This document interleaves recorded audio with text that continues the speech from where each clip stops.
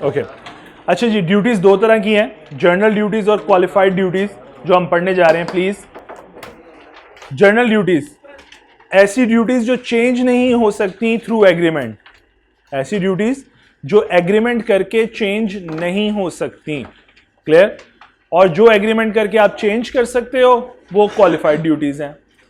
बात क्लियर हुई? अच्छा, उसने कई दफा पास पेपर में आपसे पूछ लिया है कि जर्नल ड्यूटीज बता दें, या फिर समटाइम्स उसने पूछ लिया कि क्वालिफाइड ड्यूटीज शेयर कर लें। तो हम अब पढ़ने जा रहे हैं कि ड्यूटीज ऑफ अ पार्टनर। अगर आप चैप्टर का नाम पढ़ो तो चैप्टर का नाम क्या है, जरा पढ़ो। इसका मतलब है यहां पे कौन सी लायबिलिटी की डिस्कशन आ रही होगी? Liability among themselves. बात समझ आई है? इस चैप्टर के अंदर हम सेकंड लायबिलिटी, जिसको मैं कहता हूं लायबिलिटी अमंग पार्टनर्स, तो ये यहां पे ये डिस्कस होने लगी। तो इसलिए हम अपनी डिस्कशन का आगाज ही यहां से कर रहे हैं कि पार्टनर्स के आपस में ड्यूटीज क्या हैं। मेरी बात समझ आई? क्वालिफाइड कौन सी हैं, जर्नल कौन सी हैं। इसका मतलब एक की ड्यूटी बाकियों के लिए क्या है? राइट है। एक पार्टनर की ड्यूटी बाकी का राइट है। क्लियर? चलो जी, सबसे पहले आते हैं जर्नल ड्यूटीज के ऊपर, जिनको चेंज नहीं किया जा सकता। जी बेटी पढ़ें जरा। Amongst the partner, these are number 1 duty to carry on business to the greatest common advantage। आपने बिजनेस के बेस्ट इंटरेस्ट में काम करना है, जितना मैक्सिमम फायदा हो सके आपने वो दिलवाना है। जैसा फॉर एग्जांपल मैं कहूं, मैं फर्म के लिए से लैपटॉप परचेज कर रहा हूं, तो मैं ये कोशिश करूंगा कि मैं बेस्ट प्राइस में परचेज करूं, मुझे जहां से क्वालिटी वाइज सेम। और प्लीज रोक लीजिएगा, प्लीज होल्ड कर लीजिएगा, पॉज कर लीजिएगा। अच्छा जी, हम लोग जर्नल ड्यूटीज डिस्कस कर रहे थे। हमने कहा बेस्ट कॉमन एडवांटेज में काम करे। लाइक मैंने कहा, अगर मैंने लैपटॉप परचेज करने हैं फर्म के लिए, तो मैं कोशिश करूंगा जहां से सेम क्वालिटी लोएस्ट प्राइस में मिलेगी मैं वहां से परचेज करूंगा। मुझे एक वेंडर सपोज मुझे एक वेंडर पे कर रहा है 50,000 रुपीज से एज्यूम करता हूं, या 1 लाख रुपीज, एक वेंडर मुझे पे कर रहा है 95,000, तो मैं फर्म के बेस्ट एडवांटेज में काम करूंगा और मैं 95 वाला, अगर सेम स्पेसिफिकेशंस हैं, सेम क्वालिटी है, तो मैं वो 95 वाला बाय करूंगा। Is that clear? ये कॉमन एडवांटेज है। प्लीज 7 एग्जाम्पल पढ़ते रहें, मुंह चलाते रहें, 7 एग्जाम्पल पढ़ते रहें। एग्जाम्पल 1। जी जी बिल्कुल, क्यों नहीं, क्यों नहीं, क्यों नहीं। एग्जाम्पल 1 पढ़ें जी जल्दी से।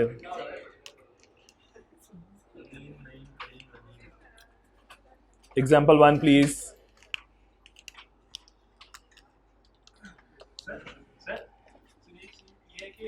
मैंने परचेज करनी है लैपटॉप कॉल कर रहे हो, लेकिन मैं मेरी अपनी कंपनी है लैपटॉप की। वो आते हैं पर्सनल प्रॉफिट के ऊपर आते हैं, अभी आते हैं, वो भी आ जाएगी बात, आपकी वाली बात ना, कि अगर अपनी ही चीज मैं बेच रहा हूं फर्म को तो क्या होगा, उसमें यूजुअली कन्फ्लिक्ट ऑफ इंटरेस्ट आ जाएगा कि आपका पर्सनल प्रॉफिट होगा, अगर ना कि ये कैसे हो सकता है? उसी पे देगा, उसी पे देगा। बात करते हैं अभी उस पर, 2 मिनट रुक जाओ सिर्फ उस पर। अच्छा, duty to be just and faithful, भाई वफादार रहे, जितने कुत्ते होते हैं। ओह मैंने बता, सॉरी। सो प्लीज पढ़िए। Partners are bound to be just and faithful to each other. Example 2 पढ़िए। फेथफुल की एग्जाम्पल है एग्जाम्पल नंबर 2।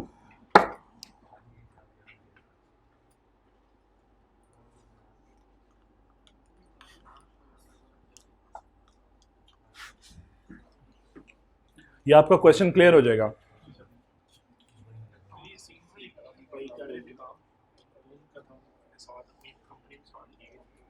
अब ये पढ़ना एग्जाम्पल क्लियर हो जाएगा, आपको कॉन्सेप्ट समझ आएगा कि ड्यूटी वाइज देखा जाए तो आपको लोएस्ट प्राइस पे देना पड़ेगा, लेसर देन मार्केट प्राइस। पढ़ो जरा एग्जाम्पल 2।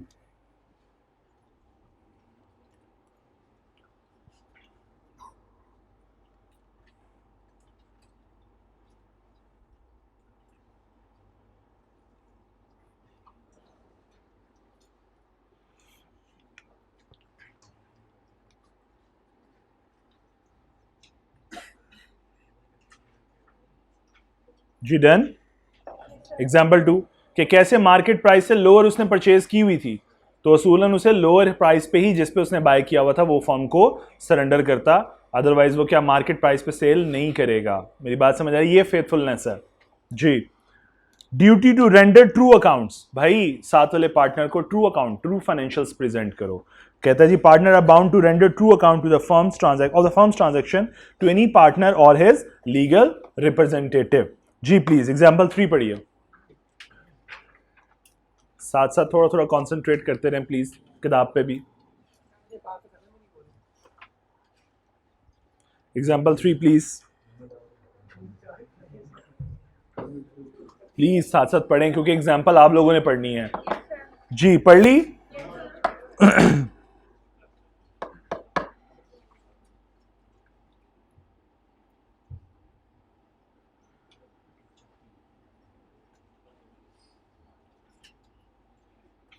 जी डन, चलो आगे आ जाओ।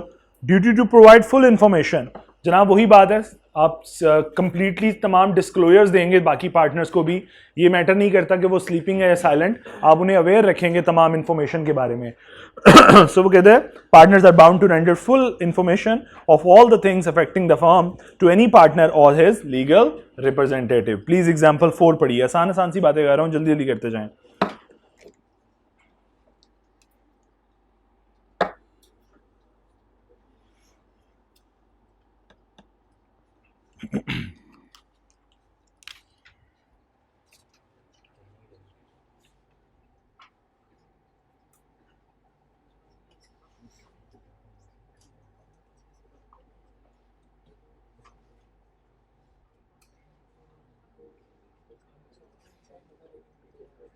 सर एग्जांपल 2 में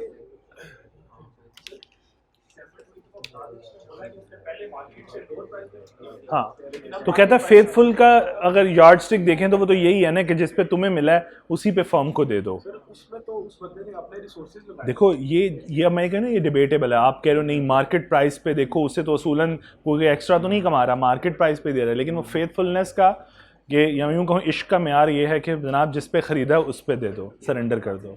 लेकिन सर ये भी तो हो सकता था अगर फॉर एग्जांपल लोअर प्राइस थी उस टाइम इन्वेस्टमेंट करवा लेता आप कंपनी से।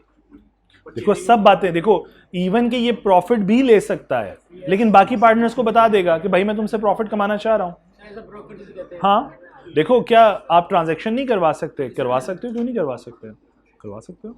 मैं भी एक रिलेशनशिप बिल्ड करता हूँ, आपको समझ आ जाएगी। जैसे फॉर एग्जाम्पल मैं कहूँ मेरी मिसेस की कंसल्टेंसी फर्म है, मेरी कंपनी को जरूरत है कंसल्टेंसी की, लीगल कंसल्टेंसी की, क्या लॉयर ने अपनी सर्विस के चार्जेस नहीं लेने? बाहर वाले ने भी से हमसे केस डील करने के 20,000 लेने हैं, मैं वही 20,000 का कॉन्ट्रैक्ट अगर अपनी मिसेस को दे दूं तो क्या दे सकता हूं? वो भी तो कमा रही है, तो अल्टीमेटली मैं ही कमा रहा हूं देखा जाए तो क्या मैं अपने पार्टनर्स को धोखा दे रहा हूं? नहीं, मैं उनको अवेयर कर दूंगा इस बात का कि भाई वो जो सामने वाला कंसल्टेंट है वो मेरा ही वो मेरा फैमिली मेंबर है, मेरा स्पाउस है। हाँ कॉन्फ्लिक्ट है ना, उसको क्लियर कर लो, बाकी पार्टनर्स को इन्फॉर्म कर दो। अगर बाकी पार्टनर्स की म्यूचुअल कंसेंट है कि ठीक है यार बाहर भी तो 20 देने हैं, सलमान की मिसेस सलमान को दे देते हैं, क्या फर्क पड़ता है? तो फिर कोई प्रॉब्लम नहीं है। अगर आपने कहा कि भाई हमें 25 दे तो ये डिपेंड करता है बाकी पार्टनर मान गए, अगर तो बाकी सारे पार्टनर मान गए तो फिर ठीक है, कोई मसला नहीं है। फिर चलो जी प्लीज आगे चलें। एग्जाम्पल पढ़ ली है जनाब, एग्जाम्पल नंबर 4 हो गई है, कोई ट्रांसलेशन इशू? नो। ले जी next point, duty to indemnify for loss caused by fraud.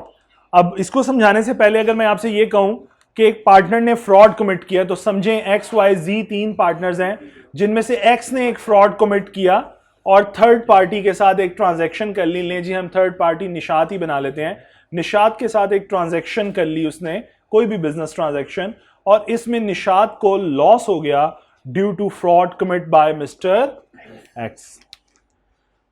तो अब तो यहां पे हमें एक बात मिलेगी क्योंकि हम पढ़ रहे हैं अमंग पार्टनर्स के दरमियान, लायबिलिटी अमंग पार्टनर्स पढ़ रहे हैं, इसलिए वो एक बात समझाएगा, लेकिन हम दोनों बातें डिस्कस कर लेते हैं। इस फ्रॉड की वजह से ही अगर लॉस होता है तो क्या फर्म लायबल होगी एक्स के सेक्शन की वजह से? तो क्या देखोगे? इनोसेंस देखोगे थर्ड पार्टी की, और देखोगे कि क्या एक्स ने ऑर्डिनरी कोर्स ऑफ बिजनेस के अंदर बिहेव किया है कि नहीं किया, और आप डिक्लेयर कर दोगे कि XYZ would be liable for that loss. और अगर आप ये डिक्लेरेशन दे रहे हो कि XYZ लायबल है तो अब आते हैं आगे जनाब अमंग पार्टनर्स की। जब घर की बात आएगी, घर में डिस्कशन होगी, तो कौन लायबल होगा? भाई एक्स ने फ्रॉड कमिट किया, ये वो फॉल्ट है जो हमने पढ़ रहे थे वहां पे, एक्स ने फ्रॉड कमिट किया है, तो ये सारा हर्जाना किसको बढ़ना चाहिए? x को। तो ये लॉस कौन बियर करने वाला है? x will bear the loss. तो अब जरा ये बात पढ़िए इंडेमनिफिकेशन वाली, बेटी पढ़े जरा। एवरी पार्टनर शेल इंडेमनिफाई यानी रीइंबर्स करेगा वो लॉस, कंपनसेट करेगा टू द फर्म। जी बेटी। अगर फर्म को कोई लॉस हुआ इसके एक्टिविटी की वजह से या इसके एक्शन की वजह से, बाय हिज फ्रॉड, इसके फ्रॉड की वजह से, ये बात समझ आई है? तो उसने सिर्फ हमें एक बात समझाई है कि फर्म को अगर कोई लॉस हुआ तो जिस पार्टनर के फ्रॉड की वजह से लॉस हुआ है वो पार्टनर कंपनसेट करेगा फर्म को। इसका मतलब who will bear the loss? That particular fraudulent partner. वो बात समझ आई है? उसने हमें, अब जितनी बातें हमने इस चैप्टर में पढ़नी है उसने हमें सिर्फ ये सिखाना है, ठीक है? हम अगले चैप्टर में जाएंगे तो फिर हम ये सीख रहे होंगे। क्लियर जी? लेकिन आईके आपका एग्जामिनर एक चीज नहीं पूछता, वो दोनों लायबिलिटीज पूछता है। जी बेटे, इसका मतलब पहला कंक्लूड हो गया कि फ्रॉड अगर होता है तो फर्म लायबल होगी, और क्योंकि अगर थर्ड पार्टी उसे इनोसेंट कह देती है और अगर वो third party liable, firm liable हो गई तो पार्टनर बियर करेगा लॉस जिसने फ्रॉड कमिट किया। जी बेटे। जी फर्म को करेगी। जी बिल्कुल ऐसा ही है, बिल्कुल। लेकिन चूंकि हम पढ़ ये रहे हैं ना, हम रिलेशन पढ़ रहे हैं अमंग पार्टनर्स, ध्यान रहे कि हम कौन सा चैप्टर पढ़ रहे हैं, हम अमंग पार्टनर्स पढ़ रहे हैं। जी बेटा, क्वेश्चन नंबर 5, एग्जाम्पल 5 पढ़िए जल्दी से। एग्जाम्पल 5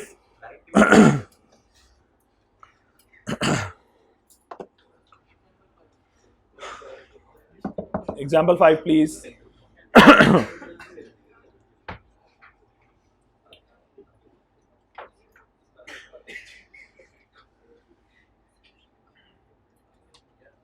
बेटे आप में से कोई ऑफिस बॉय को बुला ले बाहर से, ताकि वो ये चीजें ले जाएगा आपसे, आप ईज हो जाएगा आपकी टेबल।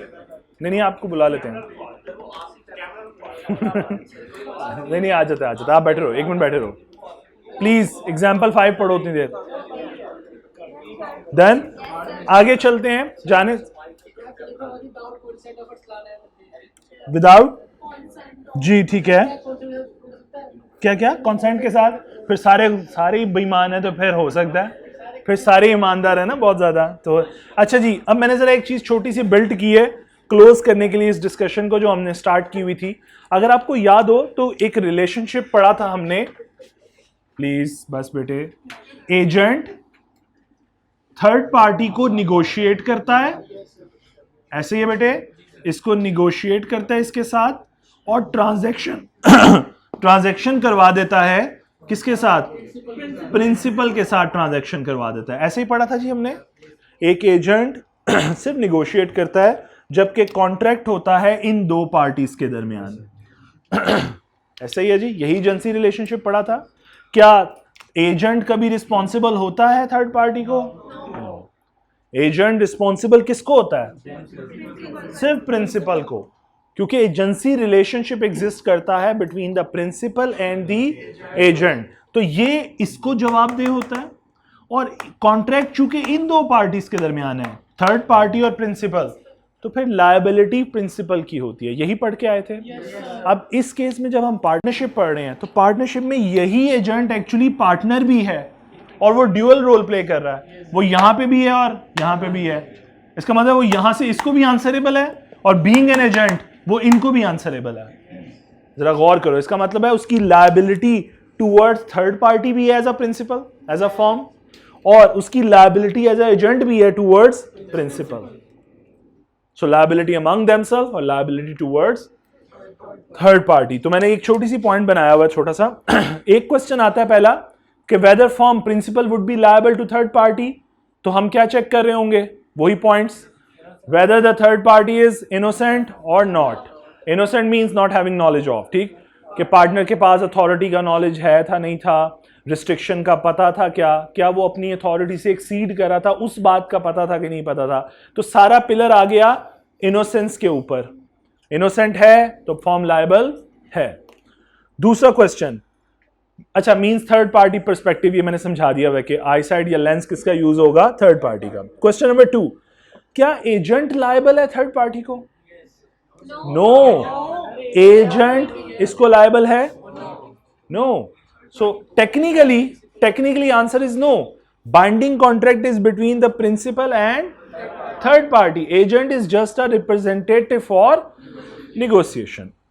आगे चलते हैं. अच्छा जी, whether agent would be liable to principal? Yes. तो यहां पे आके हमें देखना होगा, partner would consider that acting agent has, उसकी अथॉरिटी क्या थी, क्या उसकी अथॉरिटी पे कोई रिस्ट्रिक्शन थी, क्या उसने अपनी अथॉरिटी में कोई एक्सीड किया है, या कोई फ्रॉड कमिट किया है, या विलफुल नेग्लेक्ट कमिट किया है, या रॉन्गफुल एक्ट कमिट किया है. अभी तक हमने सिर्फ फ्रॉड को डिस्कस किया, अभी आगे चल के ये बातें भी आ जाएंगी. Is that clear? चलो आ जाओ. आगे जो हम पढ़ने लगे वो क्वालिफाइड ड्यूटीज हैं. अच्छा, यहां पे एक प्रॉब्लम है बुक में, उसने ड्यूटीज और राइट को मिक्स कर दिया, तो हम पहले सारी ड्यूटीज पढ़ लेंगे, फिर हम राइट्स पे आ जाएंगे. Is that clear? अच्छा, एक इससे पहले एक वेरिएशन है, मैं डायरेक्ट जा रहा हूं. वेरिएशन इन पार्टनरशिप कॉन्ट्रैक्ट नजर आ रहा है आपको? इससे आगे देखो बेटा, एक कॉन्ट्रैक्ट हो गया, एक्सप्रेस कॉन्ट्रैक्ट रिटन फॉर्म में पार्टनर्स के दरमियान, यही तीन पार्टनर्स हैं XYZ, रिटन फॉर्म में कॉन्ट्रैक्ट हो गया, और ये लिख दिया गया कि तीनों की पार्टनरशिप, सपोज बहुत सी बातें तय हुई, साथ ये भी तय हो गया कि X का जो शेयरिंग रेशियो है दैट इज 40%, Y का 40% और Z का 20%. अज्यूम करें ये रिटर्न है. लेकिन इसके बाद प्रोसेस चलना शुरू हुआ, और आपस में शेयरिंग जो हो रही थी प्रॉफिट की, पिछले 4 सालों को अगर हिस्ट्री को उठा के देखें तो ऐसा नजर आ रहा है पिछले 4 साल ये लोग इंप्लाइडली, ठीक है, अपने कर क्या रहे हैं, डिवीजन कुछ इक्वल पे कर रहे हैं. लाइक से 33% ईच पर्सन प्रॉफिट ड्रॉ कर रहा है. इसका मतलब ये हुआ कि बेशक एक्सप्रेस एग्रीमेंट 40-40 और 20 का बना हुआ था, लेकिन with the passage of time उसने उस एग्रीमेंट में इन्होंने अपने बिहेवियर से, या without doing any modification in the written agreement, इन्होंने आपस में कुछ तय करके इन्होंने उसको इंप्लाइडली चेंज कर लिया. तो क्या ये वेरिएशन आज चल रही है इक्वल शेयरिंग के ऊपर? आज जब फैसला अदालत में जाएगा और कोई पार्टनर क्लेम करता है कि उसका 40% था, तो उसको कितना मिलेगा? 33%. लॉ कहेगा तुम्हारे इंप्लाइड बिहेवियर, मुझे पिछले 3 सालों का या 4 सालों का, ये टाइम पीरियड डिफाइन नहीं है, रीजनेबल टाइम पीरियड होना चाहिए.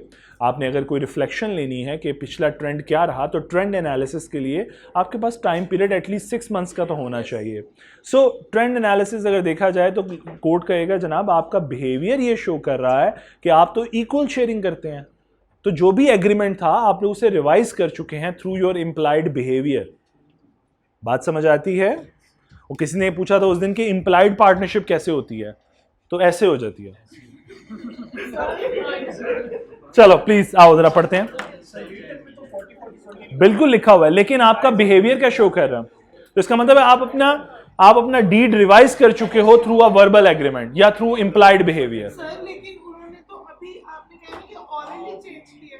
मैंने कहा ऑलरेडी भी इंप्लाइडली भी हो सकता है, ये बिहेवियर है, बस कर रहे हैं आपस में, तय कर रहे हैं, किसी को कोई इतराज नहीं है. लेकिन उनका जो न्यू वाला जो है परसेंटेज वो तो न्यू है ना, तो उनको उस हिसाब से मिलना चाहिए. तो उसी हिसाब से मिल रहा है 33%. आपने कहा है कि 20-40% के हिसाब से कोर्ट करेगा. मैंने कहा कोर्ट कहेगा इक्वल शेयरिंग मिलेगी. अब कोई अगर ये कहना चाहे कि मुझे 40% दो, 40 नहीं मिलने वाला, नहीं वो प्रीवियस था. वो प्रीवियस था, यही मैं बता. तो इसका मतलब अगर आपने ये मान लिया वो प्रीवियस था, इसका मतलब आप ये कह रहे हो कि डीड रिवाइज हो चुकी है इंप्लाइडली, आपने रिटन फॉर्म में रिवाइज नहीं की. मैं ये समझाना चाह रहा हूं. प्लीज पढ़ते हैं. द पार्टनरशिप कॉन्ट्रैक्ट में बी वेरिड, चेंज किया जा सकता है bye consent of all the partners, लेकिन सबकी रजामंदी जरूरी है. एंड सच कंसेंट में बी एक्सप्रेस और may be implied by the course of dealing. तो ये जो चेंजेस हैं ये रिटन फॉर्म में भी हो सकती हैं, डीड में चेंज कर दो, ये ऑरल फॉर्म में भी हो सकती हैं, और ये इंप्लाइड बिहेवियर में से भी कंडक्ट हो सकती हैं. प्लीज एग्जांपल पढ़ो.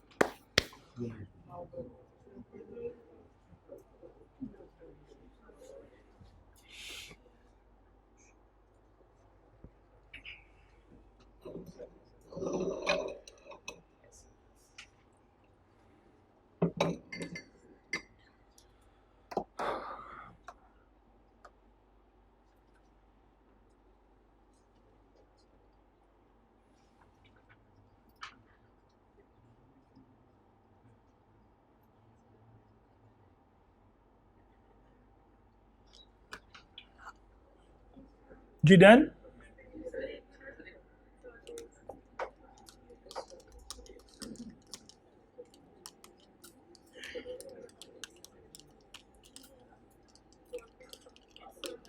डन जी बेटे, सब ओके? चलो समझ आइए उन्होंने कैसे बिहेवियर से अपने डीड को चेंज किया है। ओके, सो डीड रिटन फॉर्म में भी चेंज हो सकती है, ऑरल फॉर्म में भी चेंज हो सकती है और इम्प्लाइडली भी चेंज हो सकती है। चलो, agreement in restraint of trade, हमने वॉइड एग्रीमेंट की एक लिस्ट पढ़ी थी कॉन्ट्रैक्ट एक्ट के अंदर, और हमने वहां पढ़ा था कि किसी को ट्रेड से रोक लेना अगर वो कोई लॉफुल प्रोफेशन करना चाह रहा है तो वो वॉइड एग्रीमेंट है, एनफोर्सेबल बाय लॉ नहीं है। लेकिन जबकि एक पार्टनरशिप के अंदर यहां पे एक एक्सेप्शन अवेलेबल है, एक रिलैक्सेशन अवेलेबल है कि एक पार्टनरशिप के अंदर किसी पार्टनर को रिस्ट्रिक्ट किया जा सकता है कि जनाब जब तक आप पार्टनरशिप बिजनेस में हैं आप कोई और बिजनेस नहीं करेंगे। ऐसी रिस्ट्रिक्शन इंपोज की जा सकती है पार्टनरशिप में किसी भी पार्टनर के ऊपर, और वो वैलिड रिस्ट्रिक्शन समझी जाएगी और ये एक एग्रीमेंट भी एक वैलिड एग्रीमेंट समझा जाएगा। मेरी बात समझ आई? यानी यहां पे स्पेशल प्रोविजन प्रिवेल करने लगी है over the journal provision of contract act. Is that clear? और हमने ये बात भी पिछले चैप्टर में पढ़ी थी कि अगर कोई प्रोविजन इनकंसिस्टेंट हुई जो कि कॉन्ट्रैक्ट में लिखी हुई है लेकिन इस एक्ट के मुताबिक इनकंसिस्टेंट है, तो वो हम यहां वाली जो प्रोविजन है पार्टनरशिप एक्ट की वो अप्लाई करेंगे। क्लियर? हाँ, असूलन कॉन्ट्रैक्ट में लिखी होती है, बाय लॉज के मुताबिक लिखी होती है कि आप कहीं और कोई और बिजनेस नहीं कर रहे होंगे, कोई और जॉब नहीं कर रहे होंगे, ये लिखा होता है। इवन के एम्प्लॉयमेंट कॉन्ट्रैक्ट में भी आप रिस्ट्रिक्शन डालते हो यार कि जब तक आप हमारे साथ जॉब करें कहीं और जॉब नहीं करेंगे। इवन के टीचिंग पे भी कई दफा एक्सपोजर पे आपको रिस्ट्रिक्शन होती है। सर आई कैन हमारी भी तो एग्जांपल है कि वो आप पेपर नहीं चेक कर सकते, आप टीचिंग छोड़ें या पेपर चेक। ट्रू, रिस्ट्रिक्शन तो किसी भी तरीके से इंपोज की जा सकती है, बिल्कुल है। जॉब में भी एम्प्लॉयमेंट अपॉर्चुनिटी में, एम्प्लॉयमेंट ऑफर लेटर में भी ये बात लिखी होती है कि आप जॉब नहीं कर सकते। जैसे रेडोल्फ के दौरान मैं टीचिंग करता था तो रेडोल्फ की तरफ से अलाउड था, ठीक है, लेकिन इसके बाद किसी और कंपनी में जाता तो शायद वो अलाउ ना करते। उनके ख्याल में आप अपनी परफॉर्मेंस आपकी डिस्टर्ब हो जाती है।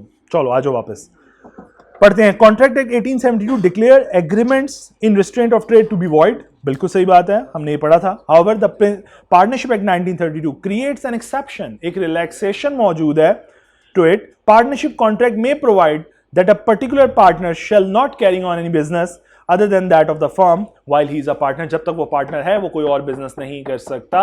ये रिस्ट्रिक्शन अगर लगा दी जाए तो ये रिस्ट्रिक्शन एक वैलिड रिस्ट्रिक्शन समझी जाएगी और एग्रीमेंट भी एक वैलिड एग्रीमेंट होगा। Is that clear? चलो आगे आते हैं जी। राइट्स एंड ड्यूटीज, दोबारा वो शेयर करने लगा, वो राइट्स शेयर करने लगा, साथ ड्यूटीज मिक्स कर देगा। तो मैं ड्यूटीज पहले पढ़ा देता हूं, प्लीज जंप करके नेक्स्ट पेज पे आइए। आप एग्रीमेंट के थ्रू इंपोज्ड हैं, एग्रीमेंट के थ्रू ना लगाओ, लेकिन तब भी अच्छा बाय डिफॉल्ट कंपीटिंग बिजनेस नहीं करते आप, वो अलाउड नहीं है। जैसा फॉर एग्जांपल मैं कहूं मैं केमिकल इंडस्ट्री चला रहा हूं या केमिकल पार्टनरशिप फॉर्म एक बिजनेस जो है वो ट्रेडिंग करती है केमिकल्स की, टेक्सटाइल केमिकल्स की, ठीक है। तो अब हम 3 पार्टनर्स हैं, हम में से कोई एक और पर्सन उठ के एक और केमिकल फॉर्म नहीं या केमिकल ट्रेडिंग कर रही हो, कोई फॉर्म ऐसी जो कि केमिकल में डील करती है, वो नहीं खोल सकता, वो बिजनेस नहीं करेगा। यानी केमिकल में ट्रेड नहीं करोगे तीनों पार्टनर, ये बाय डिफॉल्ट रिस्ट्रिक्शन है। देखो ना यार उसमें क्या होगा, सपोज अज्यूम करो हम 3 पार्टनर्स हैं, ठीक है, इनमें से मैं एक और बिजनेस कर लेता हूं, खोल लेता हूं इसी केमिकल का, क्योंकि मैं एक्सपर्ट हूं, मैं कहता हूं चलो केमिकल टेक्सटाइल केमिकल का एक और बिजनेस चला लेते हैं। अब क्लाइंट आ रहा है, आप मुझे बताओ मैं फर्म के पास लेकर आऊंगा कि उस सोल बिजनेस के पास लेकर जाऊंगा? क्यों? क्योंकि मुझे मेरे अंदर एक कॉन्फ्लिक्ट ऑफ इंटरेस्ट आ जाएगा। मैं फर्म के इंटरेस्ट के ऊपर अपने पर्सनल इंटरेस्ट को प्रिविलेज दूंगा कि यार यहां इनको 2 को देना पड़ना है, वहां से सीधा जेब में। सो कंपीटिंग बिजनेस के ऊपर बाय डिफॉल्ट रिस्ट्रिक्शन है। हाँ, अदर बिजनेसेस हो सकते हैं, सपोज मैं इन लोगों के साथ केमिकल बिजनेस कर रहा हूं, केमिकल में ट्रेडिंग कर रहा हूं टेक्सटाइल, और मैं अपने एक और बिजनेस के अंदर लीगल कंसल्टेंसी फर्म चला रहा हूं, तो ये दोनों बिजनेस कंपीटिंग बिजनेस नहीं है, ये मैं कर सकता हूं। लेकिन मैं ये बताना चाह रहा हूं कि पार्टनरशिप एग्रीमेंट के अंदर इस अदर बिजनेस के ऊपर भी रिस्ट्रिक्शन लगाई जा सकती है। सो 2 तरह के बिजनेस हो गए, competing, other than competing. Competing पे बाय डिफॉल्ट रिस्ट्रिक्शन है, अदर देन कंपीटिंग पे भी रिस्ट्रिक्शन लगाई जा सकती है थ्रू एन एग्रीमेंट, ऑप्शनल है, थ्रू एन एग्रीमेंट। और अगर एग्रीमेंट में रिस्ट्रिक्शन लग गई तो फिर आप कोई बिजनेस नहीं कर सकते, और ये एक वैलिड रिस्ट्रिक्शन होगी। सर तो इसकी जो आपको पेनल्टी होगी या सजा वगैरह? सजा बड़ी खूबसूरत है, वो ये है कि जो उस बिजनेस में प्रॉफिट कमाया वो सीक्रेट प्रॉफिट है, सरेंडर कर दो फर्म को, सजा सारे का सारा। मतलब क्या होगा, जो तुमने प्रॉफिट कमाया वो डिवाइड कर दो विद द पार्टनर्स। ठीक है, फेयर इनफ, ये सजा है जी इसकी। नेट प्रॉफिट ही होगा जो तुम्हारे खाते आया होगा, वही शेयर करना है इनके साथ। जी क्लियर हुई बात की जी? बात क्लियर हुई है? तो दो तरह के बिजनेसेस डिस्कस हो गए यहीं पे। चलो जी, duty to attend diligently to his duties, भाई अपनी ड्यूटी बड़े तमीजदाराना तरीके से निभाएं। Every partner is bound to attend diligently to his duties in the conduct of the business, कि अगर वो बिजनेस का मैनेजमेंट संभाल रहा है तो अपनी ड्यूटी बड़ी केयरफुली परफॉर्म करेगा। प्लीज एग्जाम्पल 8 पढ़ लो।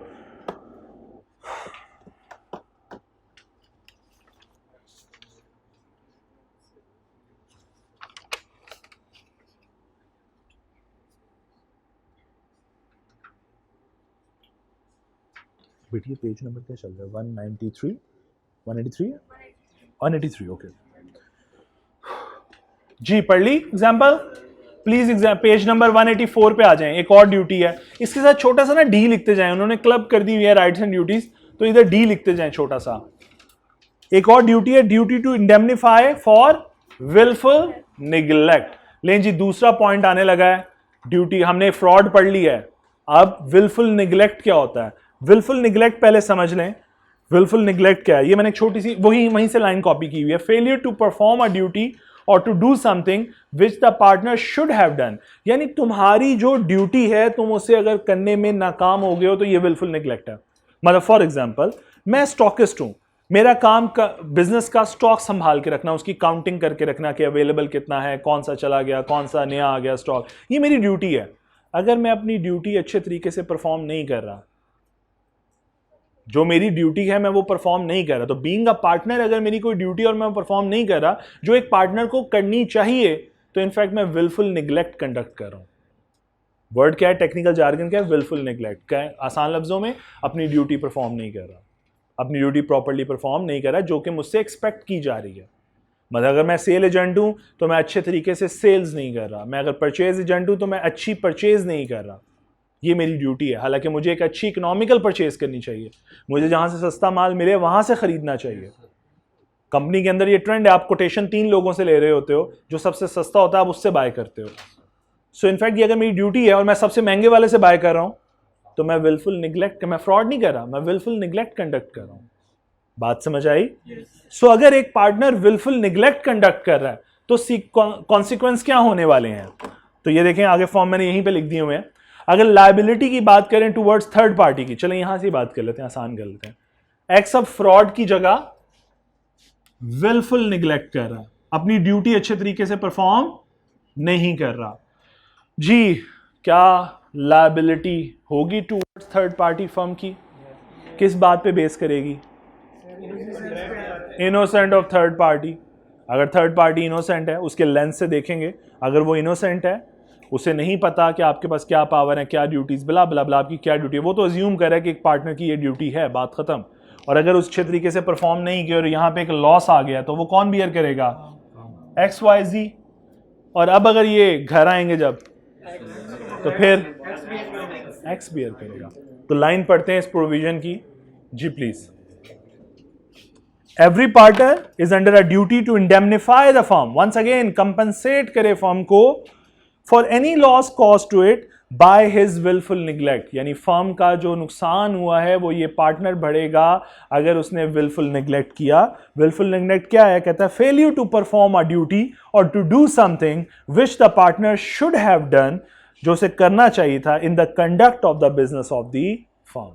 सो इसका मतलब दो बातें हो गई, फ्रॉड या विलफुल निग्लेक्ट। दोनों केसेस के अंदर अगर कोई पार्टनर ऐसा कर रहा है, फ्रॉड कमिट कर रहा है या विलफुल निग्लेक्ट कमिट कर रहा है, तो वो फर्म का हर्जाना बढ़ेगा, फर्म का लॉस कंपनसेट करेगा। Is that clear?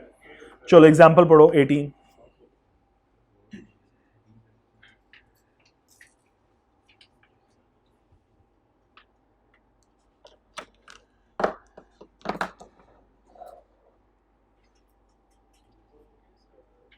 Ji example समझ आ गई सबको? अगली बात पे चलें। चलो next point, duty to account for personal profit derived. जी आ जाए इस पॉइंट पे ऊपर। अगर आपने पार्टनरशिप का नेम यूज किया है, उसका बिजनेस नेम। सपोज देखो, अगर मैं कहता हूं कि मैं एक एयर फिल्ड्यूसन की बात कर लूं या केपीएमजी की बात कर लूं, केपीएमजी का पार्टनर जब किसी क्लाइंट से मिलने जाता है तो पूरी फर्म की रेपुटेशन साथ लेकर जाता है। एम आई राइट? पूरी फर्म की रेपुटेशन साथ लेके जाता है किसी भी क्लाइंट के पास जाए, क्योंकि क्लाइंट के जहन में सबसे पहली बात क्या आती है? यार केपीएमजी का पार्टनर है। ऐसा आता है कि नहीं आता है? क्लाइंट के अंदर एक प्रॉपर प्रेशर आता है इस बात का कि इसकी एसोसिएशन किसी बहुत स्ट्रांग फर्म के साथ है, कंसल्टेंसी फर्म के साथ है। ऐसा है। अगर यही पर्सन इंडिविजुअल कैपेसिटी में जाता, इसकी कोई एसोसिएशन ना होती, तो क्या इसको लिफ्ट कराते इतनी जितनी इसके केपीएमजी के पार्टनर होने पे लिफ्ट कराएंगे? सो इसका मतलब ये हुआ कि अब जाके अगर मैं बीइंग अ केपीएमजी का पार्टनर, मैं अपना पुराना असर रसूख इस्तेमाल करूं और इस पर्सन के साथ, गुड बेटे, फैज के साथ कॉन्ट्रैक्ट में एंटर होना चाहूं, एक ट्रांजैक्शन करना चाहूं, पर्सनल ट्रांजैक्शन, मतलब मैं इसको इंडिविजुअल कैपेसिटी में सर्विसेज प्रोवाइड करने की कोशिश करूं, पार्टनर को बताना चले। अक्सर हम बेईमान पाकिस्तानी देखें ना तो वैसे होते हैं, आपने बस बताना नहीं है, मैं आपका काम सस्ते में कर दूंगा। कहाँ फर्म को आपने 50,000 लाख रुपया देने, आप मुझे 20,000 दें, मैं आपका काम कर देता हूं। सो इनफैक्ट मैं क्या कर रहा हूं? मैं बिजनेस की रेपुटेशन इस्तेमाल कर रहा हूं, बिजनेस का नेम इस्तेमाल कर रहा हूं, बिजनेस का क्लाइंट इस्तेमाल कर रहा हूं, बात समझ आई? उसकी ब्रांड वैल्यू इस्तेमाल कर रहा हूं और प्रॉफिट अपना बना रहा हूं पर्सनल। ये पर्सनल प्रॉफिट है जो कि अलाउड नहीं है। ये फ्रॉड बिल्कुल आ सकता है, लेकिन समझाने का एक अंदाज ये भी है ना कि मैं पर्सनल प्रॉफिट बना रहा हूं ना, देना तो फर्म को ही है ना। फ्रॉड के केस में भी इंडिविजुअल पार्टनर ने लायबल हो जाना है, लेकिन हम इसे फ्रॉड नहीं कह रहे, हम कह रहे हैं पर्सनल प्रॉफिट बना रहा है। यार बिजनेस करना गुनाह तो नहीं है ना, लेकिन पर्सनल प्रॉफिट इस तरीके से बनाना गलत है। अब अगर मैं पर्सनल प्रॉफिट बनाया है तो सजा के तौर पे क्या होना चाहिए? प्रॉफिट फर्म का है, वापस कर दो, सरेंडर कर दो। सो यही बस सजा है इसकी। क्लियर हुई बात की? चलो जरा पढ़ते हैं फिर आप इस बात को। तो ये ड्यूटी है मेरी। A partner must account to the firm for any benefit obtained without the consent of other partner। ये जी, ये काम हो गया कि मैंने बाकियों को बताया नहीं। अगर मैं ये काम बाकियों को बता के कर रहा हूं, फिर इजाजत है मियां बीवी राजी तो क्या करेगा काजी?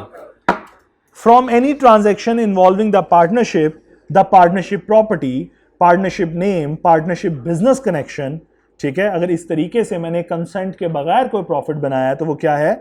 वो प्रॉफिट सीक्रेट प्रॉफिट है। और मैं a partner must account to the firm, accountable to the firm, मतलब कि वो सरेंडर करेगा वो प्रॉफिट।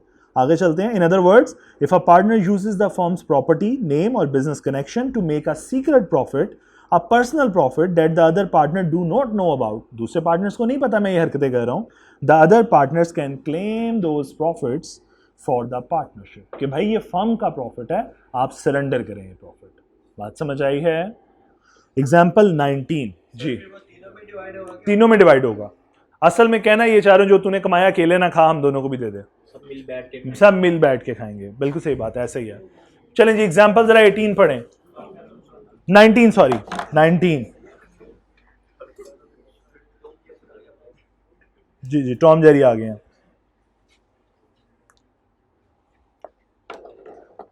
और इसमें हमें एक एक्सेप्शन नजर आ गई हुई है कि बाकी पार्टनर अगर राजी हो जाएं तो हम ये सीक्रेट प्रॉफिट बना सकते हैं। कोई रिस्ट्रिक्शन नहीं है सीक्रेट प्रॉफिट के ऊपर, अगर बाकी पार्टनर्स को कोई तकलीफ नहीं है।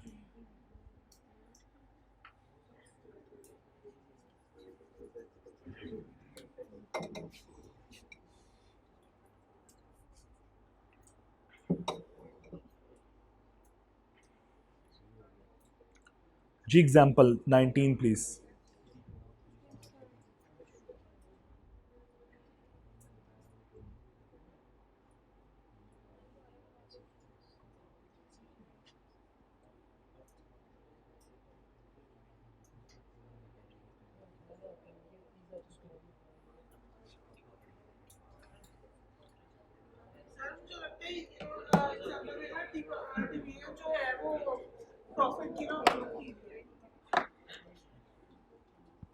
प्रॉफिट की डिवीजन का मसला है वैसे, जो बात समझाने, चल जो समझाने है, कोई प्रॉब्लम इसका नहीं है यार। क्या हो गया? क्या चीज? पर्सनल वाला ही है ये। एग्जाम्पल समझ आ गई सबको या पढ़ दूं?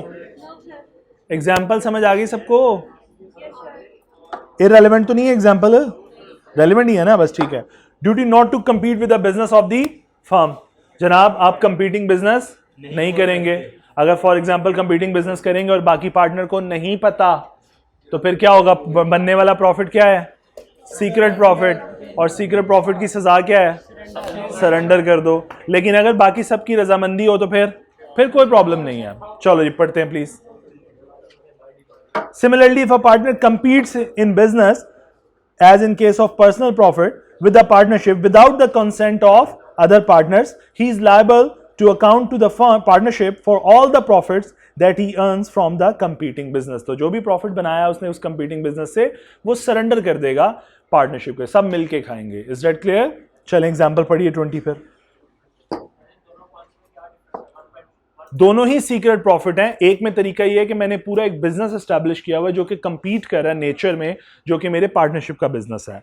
और दूसरा सिनेरियो ये है मैं कोई और बिजनेस कर रहा हूं लेकिन क्लाइंटेज जो है वो बिजनेस की यूज कर रहा हूं। जैसा फॉर एग्जांपल मैं इसको अगर कंपीटिंग बिजनेस में समझाने की कोशिश करूं, सपोज एक पास पेपर भी था, बुटीक का बिजनेस है सपोज, और उसके साथ ज्वेलरी की शॉप खोल ली जाए। अब ज्वेलरी की शॉप मेरी है, ठीक है, बुटीक का बिजनेस क्या सिमिलर, बल्कि ये भी नहीं, इससे ज्यादा अच्छी एक और बनाते हैं। नहीं एक मिनट, कोई एंसिलरी बिजनेस सोचिए जरा प्लीज थोड़ा सा, कोई जिसमें क्लाइंटेज इस्तेमाल की जा सकती हो। जिस तरह for example legal consultancy firm के साथ कोई आईटी की सर्विसेज की फर्म खोल ली जाए, क्लाइंटेज आपका हो, कस्टमर बेस आपकी हो, उसी को आईटी सर्विसेज भी बेची जा रही हो, या फिर स्टॉक मार्केट की सर्विसेज अलहदा से किसी और कंपनी नेम से बेची जा रही हो, या क्रिप्टो करेंसी की सर्विसेज, ब्रोकर की सर्विसेज दी जा रही हो, तो उसी क्लाइंटेज को इस्तेमाल कर लेना। ये पहला सिनेरियो है जिसमें पार्टनर्स को नहीं पता, आप रात को कस्टमर लिस्ट डाउनलोड करके गए और अगले दिन अपलोड करके आपने उन्हीं को बेचने शुरू कर दी अपनी सर्विसेज भी। बात समझ आइए? ये कम्युनिटी, तो दोनों ही सीक्रेट प्रॉफिट है, तरीका वारदात डिफरेंट है, ठीक है। लेकिन हमने दोनों में ये बात पढ़ ली कि अगर फर्म का, अगर बाकी पार्टनर को कोई इतराज नहीं तो फिर लॉ को भी कोई इतराज नहीं है। चलो डन, यहां तक। एग्जाम्पल 20 पढ़ भी रहे हो कि बस कह रहे हो सर आप खत्म? चलें अब वापस आ जाएं राइट्स के ऊपर। अब राइट्स पढ़ते हैं आसान आसान से। पहला right to take part in the conduct of the business. जनाब हर पार्टनर का राइट है कि वो बिजनेस अफेयर्स के अंदर पार्टिसिपेट करे, यानी बीइंग एन एक्टिव पार्टनर। हाँ वो खुद नहीं बनना चाहता, वो एक अलग मैटर है, ठीक है।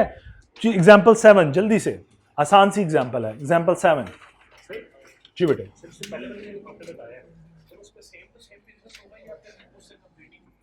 कंपीटिंग का मतलब सेम टू सेम ही होता है, और क्या होता है सर? अगर पार्टनर अपनी पर्सनल प्रॉपर्टी को चीज सेल करना चाहे फर्म को, तो उसमें से वो प्रॉफिट कमा रहा है, तो क्या वो भी अगर खरीदने वालों को इतराज नहीं तो सेलर जितने मर्जी पे बेचे? क्या ऐसा नहीं होता मार्केट के अंदर कि सेलर्स, आप किसी हफीज सेंटर चले जाओ, आपको एक प्रोडक्ट, एक इलेक्ट्रॉनिक प्रोडक्ट जो है मुख्तलिफ रेट्स पे ऑफर नहीं होती, और खरीदने वाला जिस मर्जी रेट छुड़ी जहां पे चल जाए बाहर, लेकिन वो पार्टनर जाएगा फिर नहीं। क्या फेथफुलनेस का है मतलब? बाकी पार्टनर्स को बता रहा है कि भाई इतने की है, आप खरीद रहे हो, खुद जो सोच के खरीदो, चल यार दोस्त का भी बेनिफिट हो जाए, क्या फर्क पड़ता है, तो ठीक है। सर तो फिर टॉम जेरी में भी यही किया, उसने पहले खुद वो प्रॉपर्टी एक्वायर किया और उसके बाद उसको बेचा। हाँ तो जो 12,000 प्रॉफिट है बेटा देखो, बिल्कुल पर्सनल है ना, लेकिन अगर उसको फॉर एग्जांपल वो उसने यहाँ पे ये चीज़ इंश्योर करने की कोशिश की है ना, मैंने पूरी एग्जांपल नहीं पढ़ी आपसे, उसने ये चीज़ इंश्योर करनी शुरू की कि उसका सीक्रेट प्रॉफिट है ना, फर्म को बेच के बना रहा है, तो बता दे कि इतना प्रॉफिट बना रहा हूँ, मेरी ट्रांजेक्शन है। सर मेंशन करना लाजमी है, अगर विदाउट मेंशनिंग वो प्रॉफिट की पूरी कंसेंट और है क्या, इजाजत ही तो ले रहे हो, कोई इजाजत और है क्या? सर वो उसकी पर्सनल चीज है, बताए ना बताए। मैं एक दफा पढ़ दूं एग्जांपल आपके साथ, मैं पढ़ देता हूं यार। Tom and Jerry are in partnership. The partnership purchased an item of equipment costing 30,000. It was discovered later that the equipment had actually been purchased by Tom for 18,000 and Tom had resold to the partnership without revealing that he was the owner of the property. उसकी property थी, उसने ये चीज़ disclose ही नहीं की, उसने कहा unknown person से खरीदी जा रही है, इनफैक्ट खुद बेच रहा है, तो पर्सनल प्रॉफिट हुआ बेटे। फिर देखो मैं आपको नहीं बता रहा कि ये प्रॉपर्टी मेरी है और आपको इक्विपमेंट मेरा है, सॉरी, और आपको बेच रहा हूँ, फर्म को बेच रहा हूँ। सर अगर वो डिस्क्लोज भी कर दे कि मैं इसका ओनर हूं, हाँ तो फिर जितना मर्जी प्रॉफिट बनाए, फिर खरीदने वाला बाकी दो पार्टनर की कंसेंट आ जाएगी ना बीच में। चलो मैं पढ़ दूं, मुझे मिल जाएगा कि आप लोगों को मिल जाएगा? अच्छा, in this case in this case, since the other partner did not know that the Tom had made a secret, देखो उसने खुद ही मेंशन कर दिया कि हम ये assume कर रहे हैं कि टॉम, बाकी पार्टनर्स को इसका नॉलेज नहीं है कि टॉम सीक्रेट प्रॉफिट बना रहा है. क्लियर कर दी उसने एग्जांपल. पढ़ दूं अभी भी आगे. From the transaction with the partnership, he can claim successfully that the Tom should hand over to the partnership the rupees 12,000 profit he has made. अच्छा आगे चलता हूँ. If Tom had informed Jerry in advance that he was the owner of the equipment, अगर वो पहले बता देता कि जनाब इक्विपमेंट मेरा है और मैं फर्म को बेचना चाह रहा हूँ, तुमने बाहर से जो खरीदना है तुम मुझसे मेरा इक्विपमेंट खरीद लो, ठीक है. And intended to keep the profit himself, और ये जो भी मैं कमाऊंगा मैं इतने पे बेचना चाहता हूँ, तुम 30,000 का खरीदना चाहते हो तो मुझसे खरीद लो, नहीं खरीदना तो बाहर से खरीद लो, ठीक है. आपने डिस्क्रिप्शन दे दी ना उसको पार्टनरशिप बिजनेस को. तो कहते हैं and if Jerry agreed to this Tom would have been able to keep all the profit. तो वो रख सकता है सारा प्रॉफिट. जब सारे कॉन्सेंट एग्री है तो फिर रख सकता है. देखो ये बिल्कुल उसी तरह है कि मुझे आपने परचेजिंग की ड्यूटी लगाई हुई है और मैं अपने ही घर वालों से पूछ रहा हूं कि हाँ भाई तूने कुछ बेचना है, बेच दे मेरी फर्म को, मैं खरीद लेता हूं. बात समझ आ रही है जी? प्लीज राइट पढ़िए. एग्जाम्पल 7 पढ़ ली. आगे आ जाएं नेक्स्ट पेज पे. डिसीजन मेकिंग या right to be consulted. Right to be consulted. बेटा देखो एक बार याद रखो, अगर तो जस्ट अ मिनट में यहां देख लूं. हाँ ये देखिए, अगर तो ऑर्डिनरी कोर्स ऑफ बिजनेस के अंदर डिसीजन ले रहे हो, मतलब कि फर्म का है, अगर फर्म की बात करें तो 3 ही मेन बिजनेस हैं, टैक्स, कॉर्पोरेट अफेयर या ऑडिट, ठीक है. ऐसा ही है जी.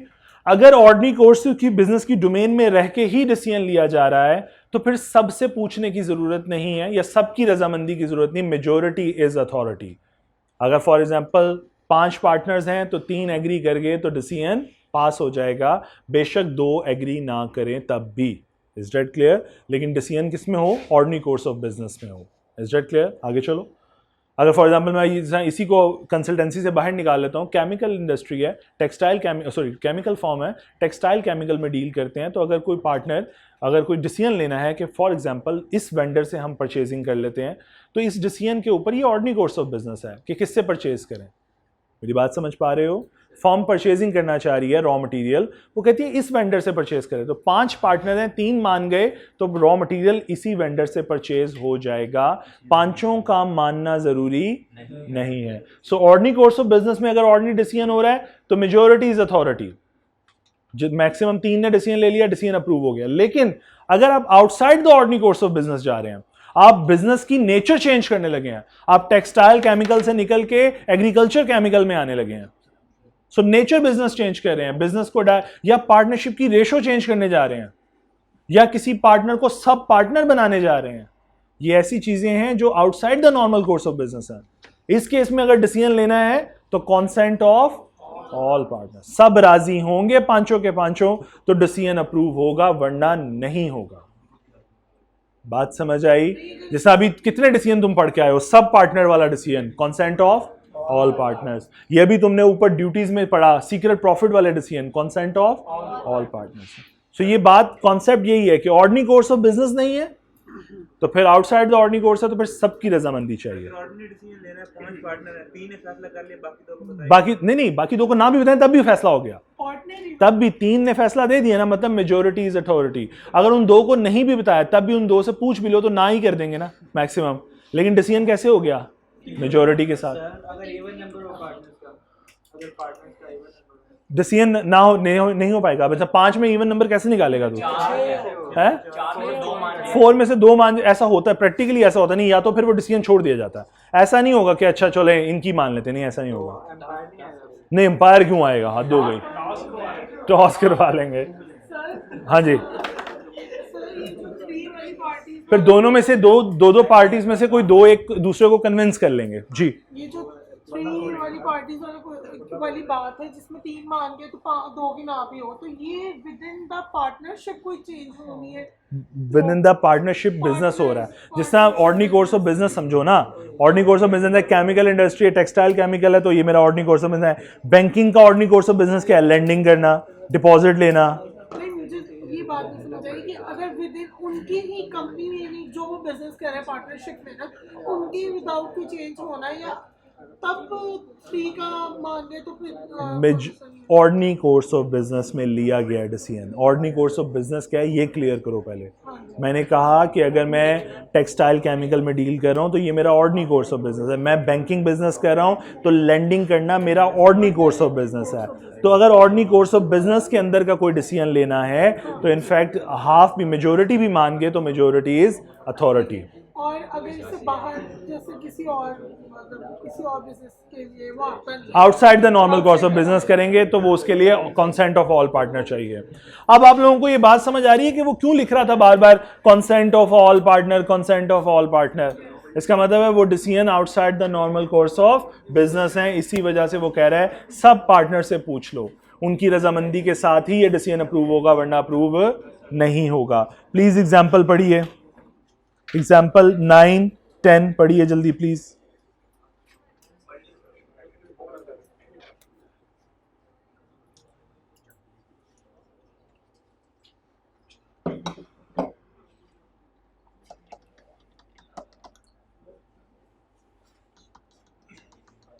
जी डन। एग्जाम्पल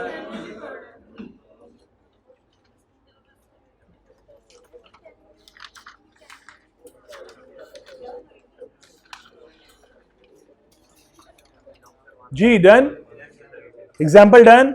9, 10 10 करा दूं। Azam, Babar, Yasir and Zahid are active partner in the partnership. Babar, Yasir and Zahid, किसको छोड़ा? आजम को। want to change the nature of the business from retailer of yarn to manufacturer of sugar।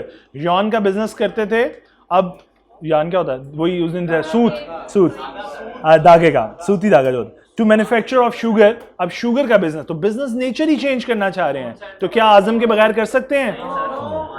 So but Azam does not agree, तो unless all the partner agree nature of the business can not be changed. एक भी नहीं माना तो decision पास नहीं होगा। चले आगे बात है। Right to have access to the books, भाई जो पार्टनर है उसके पास राइट है कि वो तमाम डॉक्यूमेंट्स को, एविडेंसेस को, बुक्स मींस फाइनेंशियल स्टेटमेंट के अलावा भी सारे वो वाउचर्स, वो एविडेंसेस जो उसको सपोर्ट करते हैं वो भी बुक्स की कैटेगरी में फॉल करते हैं। तो कहता है every partner has a right to have access to and to inspect and copy any book of the firm. वो उसको इंस्पेक्ट भी कर सकता है, उसकी कॉपी भी ले सकता है, ये पार्टनर का राइट है। प्लीज एग्जाम्पल 11 जल्दी से पढ़िए।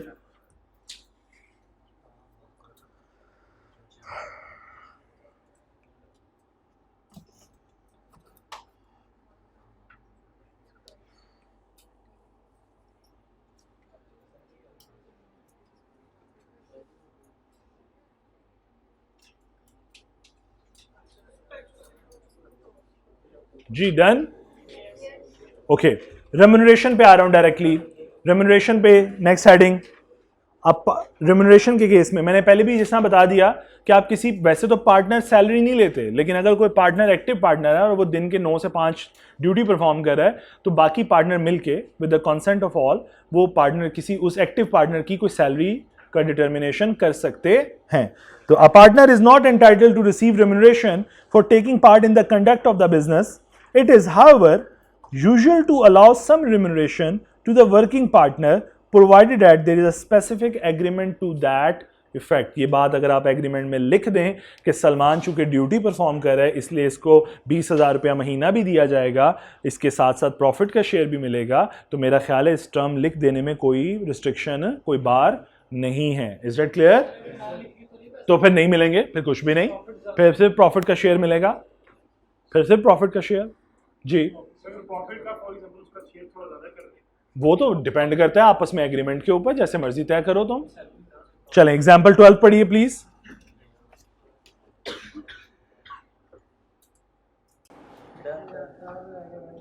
आसान आसान सी बातें पढ़ रहे हैं, मेरा नहीं ख्याल को मुश्किल बात है।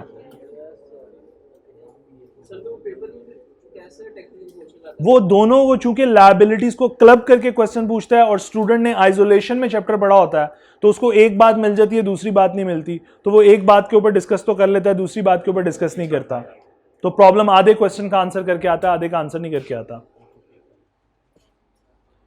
सो मैं इसलिए कोशिश कर रहा हूं कि मैं हर बात को दोनों चीजों में लिंक करके बात खत्म करता हूं।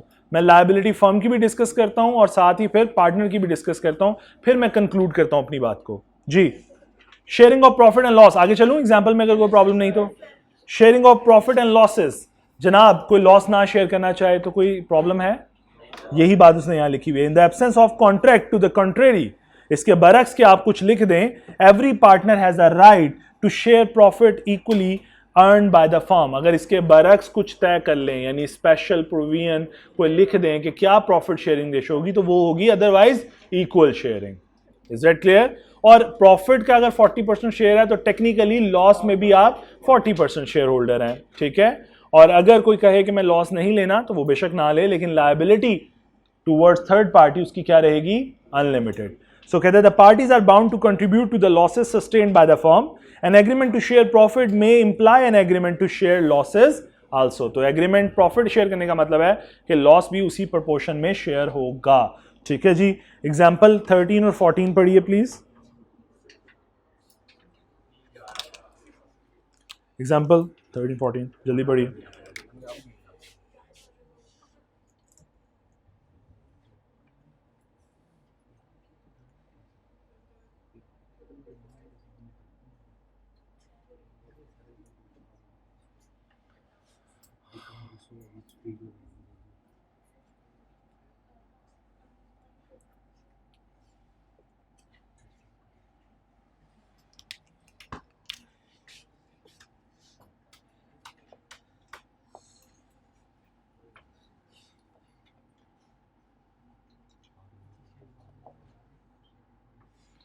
जी डन, आगे चलें। इंटरेस्ट ऑन कैपिटल, एग्जाम्पल में कोई प्रॉब्लम तो नहीं? ओके। इंटरेस्ट ऑन कैपिटल, बेटा देखो हमने ये बात तय की हुई है, या अगर हम समझें इसको, पहले भी पढ़ के आ चुके हैं कि आपका जो आपके पास फंड्स दो तरह के होते हैं, या तो अपना या पराया, ऐसा ही है। या तो इक्विटी फंड है या फिर डेट है, या आपने खुद से पैसे लगाए हैं या आपने बाहर से उधार लिया है। सो इक्विटी फंड अगर लगाया इन लोगों ने तो वो कैपिटल है, तो क्या उस पर भी ये इंटरेस्ट लेना चाहिए इनको? टेक्निकली नहीं, ये सरमाया के लगाया उन्होंने, सरमाए पे कौन इंटरेस्ट लेता है? लेकिन फिर वही बात, आपस में मियाँ बीवी राजी हैं तो लॉ को कोई तकलीफ नहीं है। वो इंटरेस्ट अगर डिक्लेयर करना चाहें कि हम जितना भी कैपिटल इन्वेस्ट करेंगे उसके ऊपर 10% से इंटरेस्ट लेंगे, तो अगर ऐसी बात उन्होंने एग्रीमेंट में तय कर ली है तो वो ले सकते हैं, कोई इतराज नहीं। अलग से प्रॉफिट भी लेंगे, इसको एज एन एक्सपेंस ट्रीट करेंगे और बाद में जो नेट प्रॉफिट बचेगा उसको भी डिवाइड करेंगे। तो ऐसा तब हो सकता है जब वो चाहेंगे सारे पार्टनर्स, यानी अदरवाइज टेक्निकली बाय डिफॉल्ट ऐसी हरकत कोई नहीं करता, क्योंकि ये इक्विटी फंड्स हैं, इक्विटी फंड्स पे कोई पैसा नहीं मांगता। मेरी बात समझ आ रही है जी बेटे? सर गवर्नमेंट क्या करेगी? गवर्नमेंट को क्या करना है? सर वो डिसअलाउ कर देगी टैक्स में इस इंटरेस्ट को। सैलरी को डिसअलाउ करती है ना वो पार्टनर्स की, वो इसको भी डिसअलाउ कर देगी। टैक्स पढ़ोगे तो मैं समझा। उसको तो टैक्स मिलेगा ही नहीं, अगर इंटरेस्ट अगर कर ले। देखो एक्सपेंस बनाने का मकसद क्या होता है कि प्रॉफिट कम हो जाए, प्रॉफिट कम हो तो टैक्स भी कम होगा, लेकिन टैक्स वाले भी सियाने हैं, वो एक वर्ड बोलते हैं डिसअलाउड एक्सपेंसेस, वो उसके अंदर डिसअलाउ कर देंगे। कंपनी के भी बेतहाशा सेक्शन 21 कंपनी का बेतहाशा ऐसे इनकम्स और एक्सपेंसेस को डिस्कस करता है जो डिसअलाउड है। आप लेस तो कर लेते हो, वो इजाजत नहीं देता, जिस तरह डेप्रिसिएशन है, ये नोशनल एक्सपेंस है, एक्चुअल में कुछ नहीं है।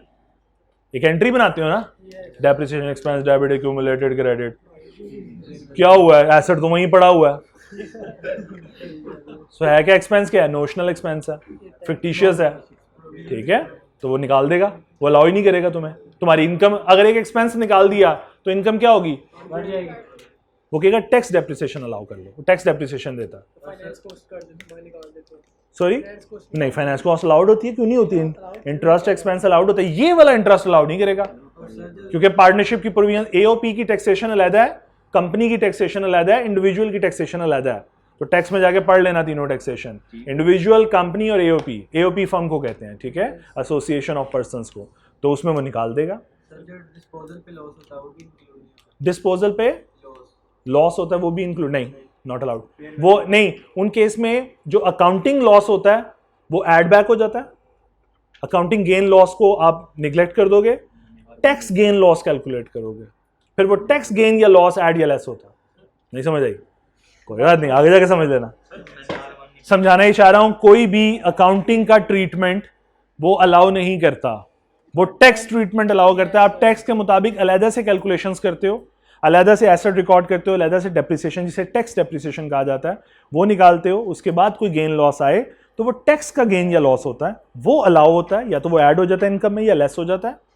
अदरवाइज ये जो अकाउंटिंग गेन या लॉस है ये लेस नहीं होता, ये ऐड नहीं होता। जी इक्विटी की जगह अब बिजनेस को खुद से लोन देके इंटरेस्ट लेते हैं ताकि टैक्स वो हो सकता है, बिल्कुल वो अलाउड है, वो अलाउड है, वो अलाउड है।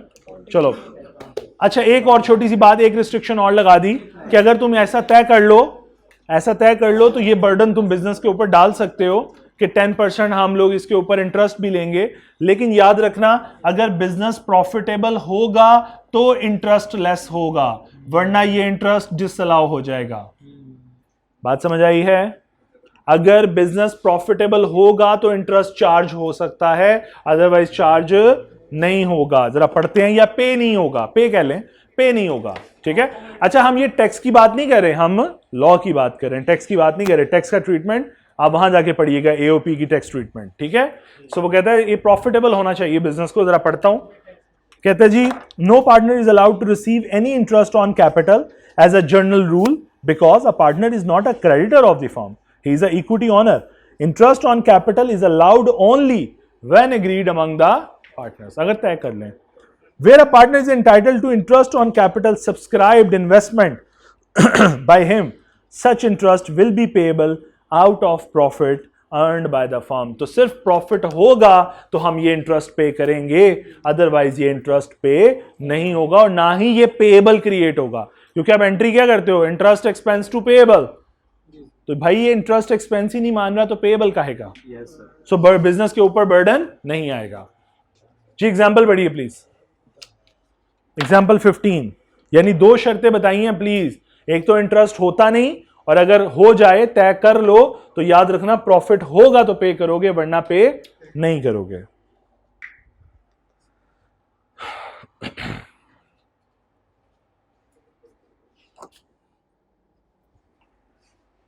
पार्टनर की तरफ से लोन तो आ सकता है, बिल्कुल आ सकता है जी, बिल्कुल आ सकता है, और उस पर इंटरेस्ट भी जाएगा। तो सर इस तरह तो हम कैपिटल की बजाय इक्विटी की बजाय सारा लोन ले रहे हैं और फिर टैक्स तो कर लें बेटा, किसने रोका है? रोका किसने है? इसे कहते हैं टैक्स प्लानिंग, इसे कहते हैं प्लानिंग। आप प्लान कर लो। फिर वो पैसे वापस करने पड़ते हैं, जी जी, लोन वापस करना पड़ता है, हाँ, वापस नहीं करना पड़ता। इक्विटी वापस नहीं करना पड़ता। फिर तो इंटरेस्ट रेट भी हम 100% नहीं, इतने चूचे वो भी नहीं है मार्केट रेट पे कर रहे होते हो।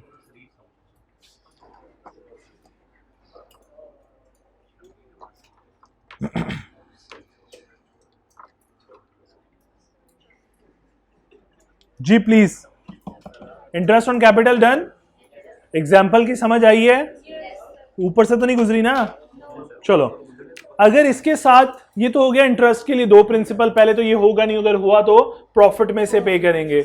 लेकिन अगर इसके कैपिटल के अलावा किसी पार्टनर ने एडवांस दिया है, सपोज ड्यूरिंग द बिजनेस आपको पैसों की जरूरत पड़ गई है, अब मजीद कैपिटल इन्वेस्ट नहीं हो सकता, लेकिन मिस्टर वाई कहता है चले फॉर द टाइम बीइंग मैं आपको 1 मिलियन रुपीज ला देता हूं कहीं से। ये उसने एडवांस दिया, एडवांस मीन्स लोन, ऐसा ही है अभी जो बात कर रहे थे कि लोन ले लेने से बेहतर है। अगर कोई एडवांस अमाउंट मिली है, एडवांस की कई शक्लें हो सकती हैं, ये एडवांस हो सकता है, ये लोन हो सकता है, जो मर्जी शक्ल दें इसे, पैसे, यानी यूं कहूं आसान लफ्जों में, any amount addition to the capital जो एक पार्टनर ने बिजनेस को दी है, any amount in addition to the capital. So उस एडवांस को आप जो मर्जी नाम दें, आप उसको इंटरेस्ट का नाम दें, सॉरी लोन का नाम दें, उसे आप बेशक एडवांस का नाम दें, आपकी मर्जी है। ठीक है, मतलब कि आपका मर्जी होती है, आप कह दो एम्प्लॉय ने एडवांस सैलरी ली या एडवांस लोन लिया, आपकी मर्जी है। सो लोन के केस में वो कहता है, या एडवांस के केस में कहता है कि आपने इसके ऊपर, बिजनेस ने एटलीस्ट 6% इंटरेस्ट तो देना ही देना है इस एडिशनल अमाउंट के ऊपर। 6% पर एनम तो देना ही देना है। इससे ज्यादा तय करना चाहे तो कर सकते हैं, कर सकते हैं यार। मिस्टर वाई कहता है मैं 6% नहीं, मैं जनाब आपसे 20% लेना चाहता हूं इस 1 मिलियन पे, अगर बाकी पार्टनर मान जाए तो ले लेंगे। बात समझ आई? इतना बेवकूफ तो कोई नहीं होगा ना, मार्केट में 15 पे मिल रहा हो तो इस पार्टनर से 20 पे लेंगे, मार्केट से नहीं मिल रहा तो फिर इससे ले रहे हैं ना। बात समझ पाए हो? मर्जी है, कहीं और से पैसे नहीं मिल रहे तो मरेगा क्या ना करेगा, लेगा 20 पे भी। ठीक है, बार्गेनिंग पोजीशन वीक होगी ना। सो समझाना ही चाह रहा हूं, अब ये जो इंटरेस्ट है ना, ये एडवांस्ड अमाउंट पे, इसके लिए प्रॉफिटेबिलिटी का कॉन्सेप्ट नहीं है, ये तो बर्डन है बिजनेस पे। ये तो तुम लेस करोगे ही करोगे और पे करोगे ही करोगे, बेशक तुम्हारा प्रॉफिट आ रहा है या नहीं आ रहा। और मेरी बात समझ आई है या मिलेगा, वो तो पार्टनर है, वो तो मिलेगा लेगा, लेकिन ये बिजनेस के ऊपर बर्डन आ गया एक, ये लेस होगा, ये इंटरेस्ट एक्सपेंस के तौर पे लेस होगा in any case weather profit is being made और नॉट। क्लियर? और अगर मैं कहूं कि पार्टनर तय करे नहीं 3% ले लो, तो ऐसा हो सकता है? नहीं, 6% मिनिमम तो लॉ ने फिक्स कर दिया। क्लियर हुई बात की? चलो जरा आओ फिर। Where a partner makes for the purpose of a business any payment or advance beyond the amount of capital, yani in addition to the amount of capital he has agreed to subscribe, he is entitled to interest on it at the rate of 6% per annum or as agreed upon, कि minimum 6% तो है ही है, या जो आप तय कर लें। क्लियर? ज्यादा भी कर सकते, तभी तो 20% बनाया। और क्या कोई प्रॉफिट की बात की कि पे करेंगे जब प्रॉफिट होगा? नो, कोई ऐसी रिस्ट्रिक्शन नहीं है। It's a burden on the business. Example 16. Example 16, please.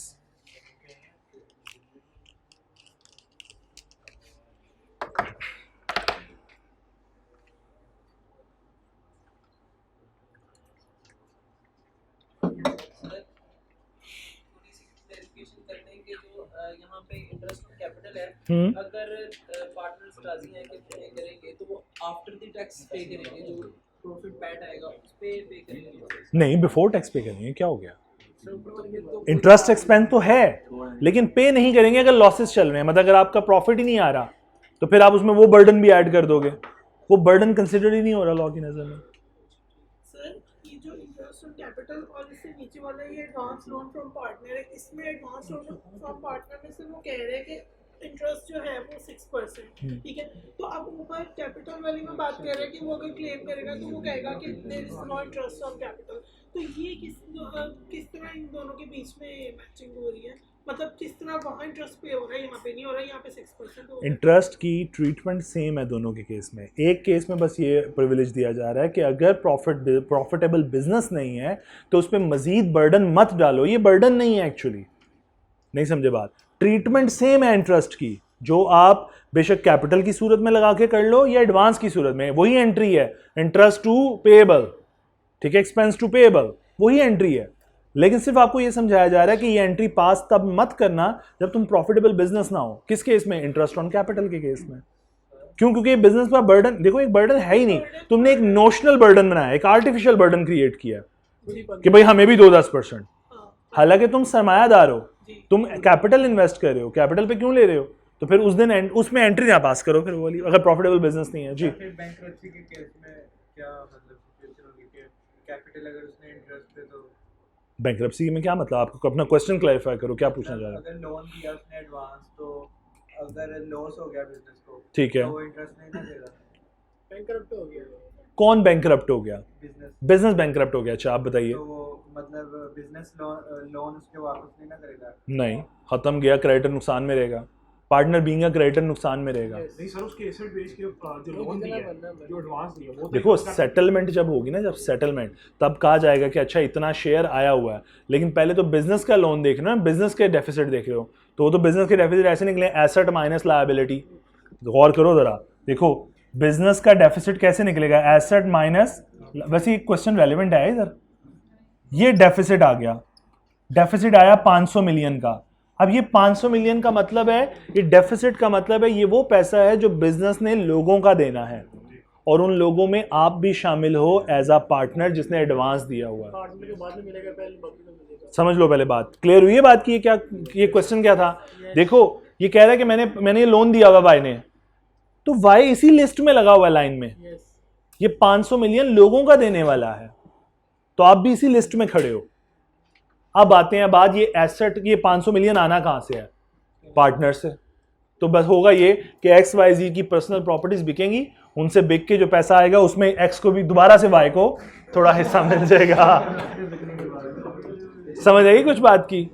तो भाई क्योंकि देखो एक साइड पे तुम पार्टनर हो, तो पहली तो पार्टनर पूरे करेंगे ना डेफिसिट, और फिर जब बिक के पैसे आ जाएंगे तो सबको लाइन में लगा दिया जाएगा। ऐसा मैं क्यों बोल रहा हूं, मैं क्यों नहीं कह रहा कि लोन को एडजस्ट कर लो, इसलिए नहीं बोल रहा क्योंकि जब ये लाइन बनती है ना, ये लाइन लगती है तो सारे का सारा लोन पे नहीं हो पा रहा होता कई दफा, तो फिर प्रोपोर्शनेट एडजस्टमेंट्स हो रही होती हैं, जिसका ज्यादा लोन उसका ज्यादा नुकसान, तो फिर यहाँ पे वाई को दोबारा नुकसान होगा, यहाँ से पर्सनल एसेट बिकेंगे, यहाँ से फिर नुकसान होगा। बात समझ पा रहे हो? चलो आ जाओ जी आगे। आगे क्या टॉपिक है जी, कौन सा है? Right to be indemnified. बेटा देखो मुझे एक बात बताओ, अगर अक्सर आप लोगों को कभी कंपनी को देखो ना, तो कंपनी के जो ड्राइवर्स होते हैं वो क्या करते हैं, किसी को लेके जाए ना शहर से बाहर, तो टूल प्लाजा पे कोई टिकट्स वगैरह परचेज करते हैं, ऐसे ही है वापस आते हैं सारी टिकटें जमा करा देते हैं आके कैशियर को कि दे पैसे। क्यों? वो कहते हैं भाई ये हमारा खर्चा नहीं है, ये कंपनी की एक्टिविटी थी, कंपनी का खर्चा है, पे करो। तो अगर बिल्कुल इसी तरह उसी ड्राइवर की तरह एक पार्टनर बिजनेस के बिहाफ पे कोई खर्चा करेगा, तो आके कैशियर को कहेगा ना कि जनाब ये फर्म का खर्चा है, ये मेरा पर्सनल खर्चा नहीं है, पे करो। बात समझ आई? सो पढ़ते हैं लाइन, अब आपको समझ आ जाएगी अगर ये लॉजिक समझ आ गई तो। कहते हैं जी every partner has a right to claim indemnity from the firm, यानी claim compensation from the firm in respect of the payment made, जो उसने पेमेंट कर दी है, और लायबिलिटीज इनकर्ड, या कोई लायबिलिटी इनकर कर दी है by him. Number 1 in the ordinary course of business, in the ordinary and proper conduct of business, उस बिजनेस एक्टिविटी को परफॉर्म करने के चक्कर में, and in doing such act in an emergency for the purpose of protecting the firm from any loss, as would be done by a person of ordinary prudence in his own case under similar circumstances। तो ये वही वाली बात है जो contract act में या chapter number 10 में एजेंसी पार्टनर बाय इमरजेंसी भी पड़ी थी, कि अगर मैं एक पार्टनर हूं और मुझे लगता है कि लॉस हो रहा है फर्म को, तो मैं फौरन से पहले एक्टिविटीज करूंगा कि अगर मैं भी इस जगह पे होता, अपने लॉस को सिक्योर करना चाहता, तो जो जो एक्टिविटी में करता और जो जो खर्चा इनकर करता वो मैंने अब भी किया है, तो मैं रिकवर कर लूंगा किससे? फर्म से। और ऊपर से तो नहीं गुजरना शुरू हो गया कॉन्सेप्ट से? समझ आ रहे हैं? पक्की बात है? ब्रेक ले लें।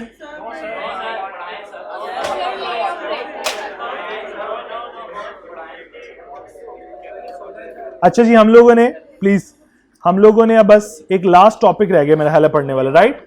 बाकी हो गया। चलो 5 मिनट्स की ब्रेक लेते हैं, 11:05 पे दोबारा रिज्यूम करते हैं। बहुत फ्रेश हो गया, आ जाओ वापस। चलो जी, हम लोग आ रहे हैं लास्ट पॉइंट की तरफ। ये सॉरी लास्ट नहीं, 1.6 learning objective, rights and duties of partners after change in the firm. कि फर्म में अगर कोई चेंज आ भी जाए तो राइट्स ड्यूटीज में कोई चेंज नहीं आता। जरा पढ़ते हैं। Subject to the contract between the partners, बेटी आप पढ़ दें बल्कि प्लीज, आप पढ़ दो बेटे। वफाक से पढ़वाएं क्या फाक से पढ़वाएं? अच्छा चलो प्लीज प्लीज, चलो please. Rights and duties of the partners after change in firm. Subject to contract between the partners, the mutual rights and duties of the partners remain the same as they were immediately before the change in following situation. कहते हैं change से पहले जैसा था वैसे ही rights and duties में किसी किस्म का कोई चेंज नहीं आएगा, इवन के इसमें मल्टीपल चेंजेस आ भी जाएं तो। क्या फॉर एग्जांपल चेंजेस कैसी हो सकती हैं? सी, बी और सी पहले पढ़िएगा बेटे। Number B, where a firm constituted for a fixed term continues to carry on business after expiry of that term. जी, अगर पर्टिकुलर पार्टनरशिप है और वो फिक्स टर्म के बाद भी काम करना चाहे तो वो विल में कन्वर्ट हो जाएगी, लेकिन इससे पार्टनर्स के आपस में राइट और ड्यूटीज में किसी किस्म का कोई चेंज नहीं आएगा। Third point C class. Where a firm constituted to carry out one or more adventures or undertaking carries out additional adventures or undertakings. अगर एक बिजनेस एक प्रोजेक्ट पे काम करिए और 2-3 प्रोजेक्ट और भी आ जाएं, इससे राइट्स और ड्यूटीज में कोई फर्क नहीं पड़ता। हालांकि देखने में रिकॉन्स्टिट्यूट हो रही है फर्म में पहले एक प्रोजेक्ट था, अब 3 प्रोजेक्ट हो गए हैं, लेकिन इससे राइट्स एंड ड्यूटीज में कोई फर्क नहीं आता। अब एक क्लॉज पढ़ दीजिए बेटे। Okay, number 8. Where a change occurs in the constitution of a firm, example introduction of a new partner or retirement of a partner. दिखने में आपको ऐसा लगता है कि नया पार्टनर जब फर्म में एंटर होगा या कोई पार्टनर छोड़ के जाएगा तो फर्म की चूंकि रिकॉन्स्टिट्यूशन होगी, फर्म रिवाइज होगी, पहले 3 पार्टनर में प्रॉफिट शेयर होता था, अब 4 में हो रहा है, या 4 में होता था अब 3 में हो रहा है, आपको लगेगा प्रॉफिट शेयरिंग रेशो चेंज हो गई है। वो बज़ाहरन तो चेंज नजर आएगी लेकिन इनफैक्ट वो चेंज होती नहीं है। मतलब फॉर एग्जांपल हम 3 लोग हैं, 3 या 4 लोग हैं, सपोज 4 में आसानी हो जाएगा समझाना, 4 लोग हैं पार्टनरशिप में, ठीक है, 40% एंड 20-20-20 पूरा हो जाता है ना, हाँ जी 100। सो इस तरह शेयरिंग रेशो। सपोज ये पार्टनर छोड़ के चला जाए, अब पार्टनरशिप में प्रॉफिट डिवाइड होना है 3 लोगों के दरमियान। दिखने में बाज़ारन नजर आएगा कि हम हर एक का प्रॉफिट शेयर बढ़ जाएगा क्योंकि इसका 20% कौन अब्जॉर्ब करेगा, हम 3 लोग रिमेनिंग पार्टनर, ऐसा ही होगा। सो इसका मतलब हम एब्जॉर्ब करे होंगे, हमारा बाज़ारन परसेंटेज ज्यादा नजर आएगी। लेकिन अगर आप हमारी औकात पहले वाली देखो जो 40-20-20 थी, वही औकात रहेगी हम तीनों के दरमियान। कैसे? फॉर एग्जाम्पल जरा ये देखो, अगर सपोज अज्यूम करो ये 5 पार्टनर हैं, इनकी कैपिटल कंट्रीब्यूशन ये है 1 मिलियन, 3 मिलियन, सब देख पा रहे हो, 1 million, 3 million, 2 million, 3 million, 1 million, 10 million. 10 million को मैंने अगर परसेंटेज निकालूं किस तरह, 1 मिलियन डिवाइड बाय 10 मिलियन, तो 10%, 30%, 20। तो मैंने अज्यूम किया है कैपिटल कंट्रीब्यूशन ही इनकी प्रॉफिट शेयरिंग रेशो है, यानी जिस रेशो में उन्होंने पैसा इन्वेस्ट किया है वही रेशो उनकी प्रॉफिट की शेयरिंग रेशो भी है। Is that clear? यहां तक कोई प्रॉब्लम तो नहीं? चले, मैंने आगे एक सिचुएशन बनाई जिसमें मैंने डी को रिटायर कर दिया। ये 30% शेयर पहले डी ले रहा था, डी छोड़ के चला गया पार्टनरशिप फर्म, तो रिमेनिंग अपना कैपिटल भी वापस ले गया होगा। कैपिटल कंट्रीब्यूशन कितनी हो गई? 7 मिलियन, वो अपना 3 मिलियन वापस ले गया। तो जरा रिवाइज रेशो निकालो, 1 million divide by 7 million multiply 100, 14%, 43%, 29% and 14%, total 100% हो गया। अब देखो बाज़ारन पहले ए कितना प्रॉफिट ले रहा था, अब कितना ले रहा है? दिखने में तो नजर आ रहा है 4% का इंक्रीज आ गया है। राइट्स एंड लायबिलिटीज तो चेंज हो गए हैं, राइट्स चेंज हो गए हैं। Now A has more right of 4% as compare to the previous right, दिखने में लग रहा है। लेकिन अगर इनकी आपस की शेयरिंग देखो, जरा आपस की औकात देखो, यानी जो औकात इन 3 और 1 यानी ए बी सी और ई की पहले थी, आज भी वही है। कैसे? जरा ये देखो, गौर करो डिफरेंस को। सॉरी एक मिनट छोटा कर लूंगा, यहां से जरा करने की कोशिश करते हैं। गौर करो, अगर मैं कितने परसेंट, 30%, मैंने क्या किया 10/70, मैंने आज की रेशो निकाली। मतलब पहले क्या था, 10/70 के 1/7 कर लो। पहले क्या था 1/7, पहले क्या हो रहा था 1/10, ठीक है। एक्चुअली में 4% एलोकेट हो रहा है। अगर आप गौर करो तो 30% का शेयर निकालो, 30% को मल्टीप्लाई करो, ये जो 30% डिफरेंस आ रहा है जो दी जा रहा है, सॉरी मैं एक मिनट इधर करूं, चलो ओके जस्ट अ मिनट।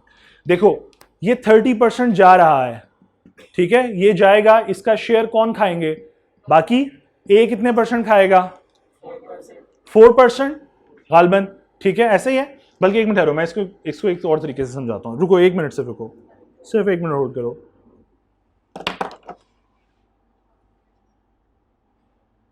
जी अब ये जरा गौर करो, 1/7 रेशो है इस वक्त, 14% की रेशो, और किसका रेशो खाने लगे हैं? 30% शेयर खाएंगे, किसका? ये 3 मिलियन का 30% शेयर।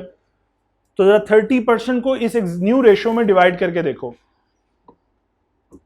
नहीं समझ आई बात? ये न्यू है capital sharing. New capital sharing क्या है?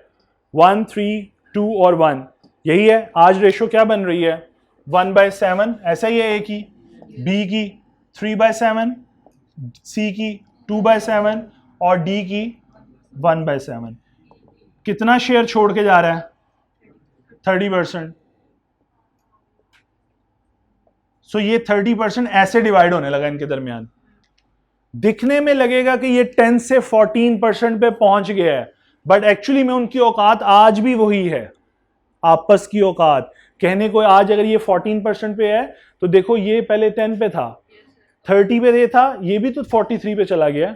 सो इनकी जो एक्सीडिंग रेशो है या एक्सेलरेट करने की जो रेशो है वो वही है जो पहले थी, एग्जिस्टिंग रेशो थी। तो इनफैक्ट कोई फर्क नहीं पड़ता दिखने में बज़ाहरन। अच्छा ये याद करने की या समझने की जरूरत नहीं, अगर नहीं भी समझ आ रहा तो समझ ये लो कि अगर ये बाज़ाहरन परसेंटेज इंक्रीज नज़र आ रही है लेकिन इनफैक्ट रियलिटी में ये इंक्रीज नहीं है, ये उसी को उसके शेयर को एब्जॉर्ब कर रहे हैं एग्जिस्टिंग रेशो में, जिसकी वजह से इनका जो रेट नज़र आ रहा है वो एक्सीड नज़र आ रहा है। बात समझ आई? कुछ पल्ले पड़ी? चलो आओ प्लीज़ पढ़ो अभी लाइन। पैसे ज़्यादा मिलेंगे, परसेंटेज वाइज वही है।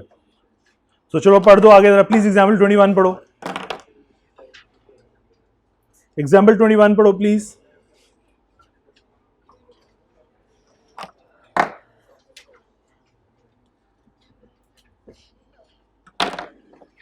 डन।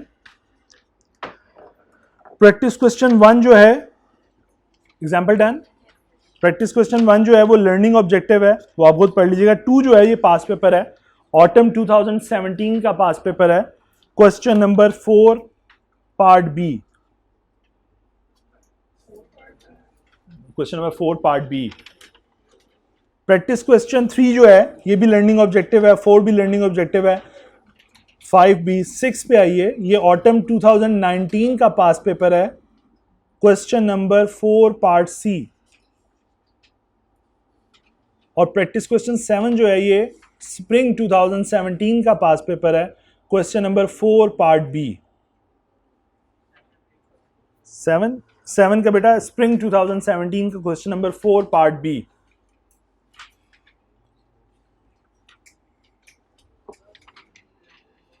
आ जाओ। सो प्लीज अभी प्रैक्टिस क्वेश्चन 2 जरा पढ़िए एक दफा। किसकी? अब यार मैंने कहा था नीचे रूम नंबर 3 में नहीं हो सकती, वो क्लियर है। वो भी उन्हें अब ये वाला चाहिए, डिजिटल रूम चाहिए। कितने बजे है यार? मुझे इस सारी क्लास को उठा के नीचे लेके जाना पड़ेगा या क्लास डिस्काउंट। हाँ मैं कंटिन्यू करूँगा, उनसे रिक्वेस्ट कर लें अगर आज ये पॉसिबल है तो, अगर पॉसिबल है तो, नहीं तो फिर आप आ जाइएगा जी। एग्जाम प्रैक्टिस क्वेश्चन जरा 2 देखिए पास पे, सोल्यूशन नहीं पड़ेगा कोई, प्लीज अपना दिमाग इस्तेमाल करें। ये कैपिटल वाली उस क्लॉज के ऊपर है, कैपिटल और एडवांस वाली क्लॉज के ऊपर है ये। सोल्यूशन नहीं पढ़िएगा प्लीज, सोल्यूशन मत पढ़िएगा।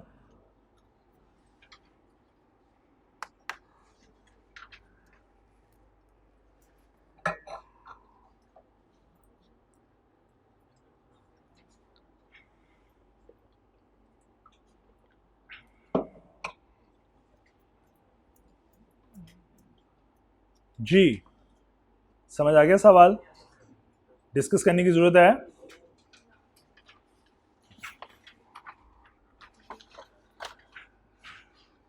जी चलूं आगे या क्लास सवाल डिस्कस कर दूं? On 1st July 2016, Abid, Rizwan and Salman started a business, partnership business, और कंट्रीब्यूट किया उन्होंने 2 लाख रुपया हर एक ने। They also agreed to share the profit in equal proportion.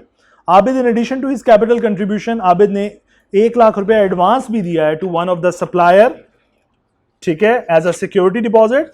All the partners are entitled to interest at the rate of 8% on their capital, capital के ऊपर 8% interest लेंगे। However during the year the firm incurred a loss of 80,000, firm को business में loss हो गया है, profit नहीं हुआ।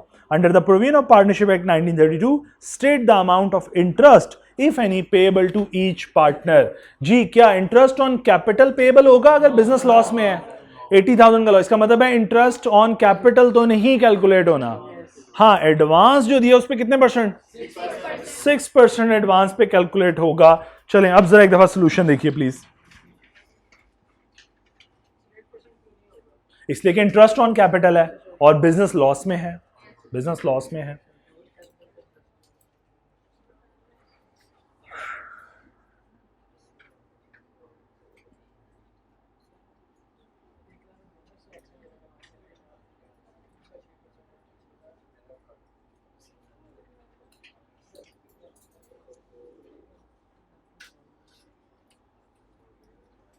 जी डन।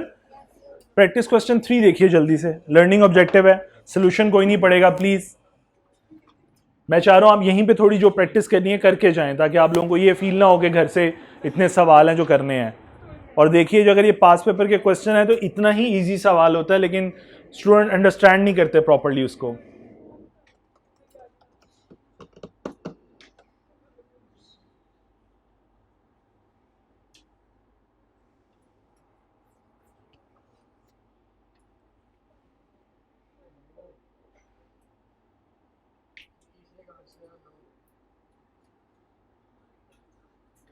जी डन, पढ़ ली एक दफा क्वेश्चन पढ़ लिया। तीनों पार्टनर्स हैं, कौन से बिजनेस के अंदर हैं?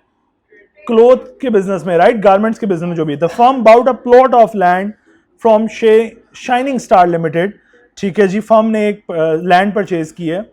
After some time Talha and Umair on their own account bought 3 more plots of land in the same locality and made good profits.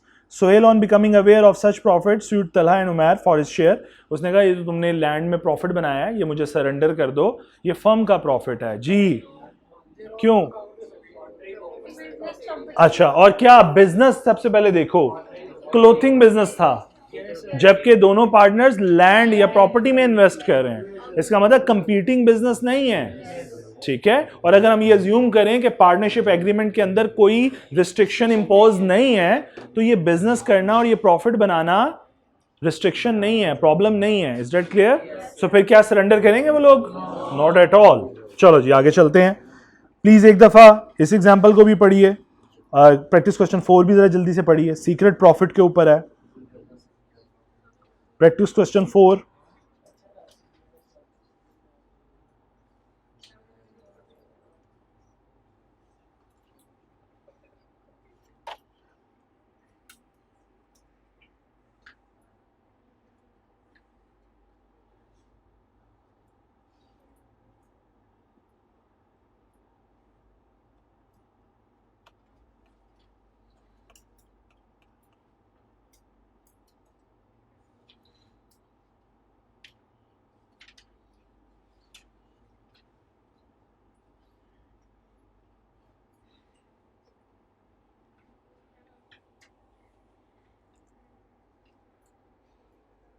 Ji done, question पढ़ लिया एक दफा।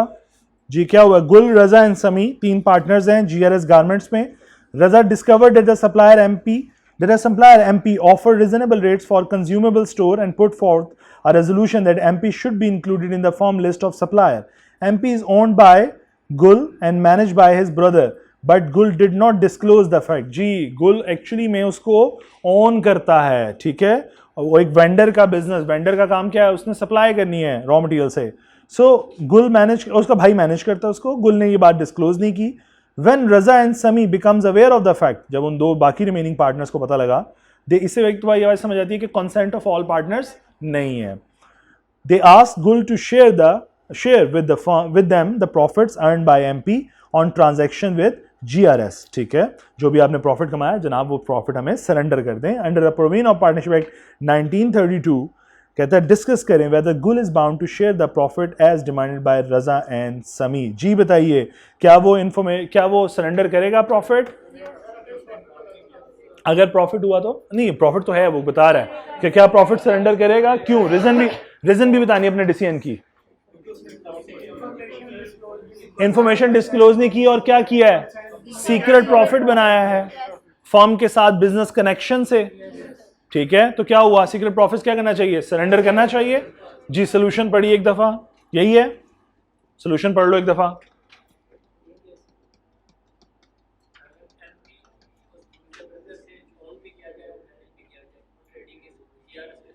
आप कह रहे हो खाली भाई इन्वॉल्व हो, भाई नहीं आता, स्पाउस आ जाती है, चिल्ड्रन आ जाते हैं आपके इनडायरेक्ट इंटरेस्ट में, भाई नहीं आता, सिबलिंग्स नहीं आते। मैं ये कहना चाह रहा हूं, देखो अगर ये जो बिजनेस है एमपी, ये खाली उसका भाई करता हो तो फिर आपकी सिबलिंग्स इन्वॉल्व नहीं होती इनडायरेक्ट रिलेशनशिप में, इनडायरेक्ट इंटरेस्ट में। इनडायरेक्ट इंटरेस्ट देखना हो ना कि यार क्या ये प्रॉफिट जेब में जाता है, तो या तो बेगम का जाता है या बच्चों का जाता है। बात समझ आई है? माइनर चिल्ड्रन का जाता है। जी प्लीज प्रैक्टिस क्वेश्चन 5 और 6 आप घर से करोगे। 7 प्लीज अभी पढ़ो दोबारा। 7 असगर, बाबर एंड करीम।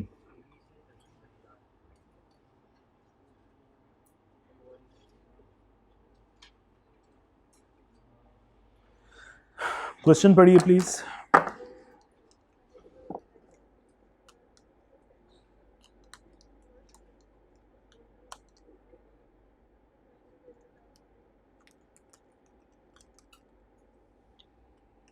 ये क्वेश्चन है ऑर्डिनरी बिजनेस और स्पेशल बिजनेस के जहन में रख के, स्पेशल प्रोविजंस जो हैं ये उससे रेलेवेंट है।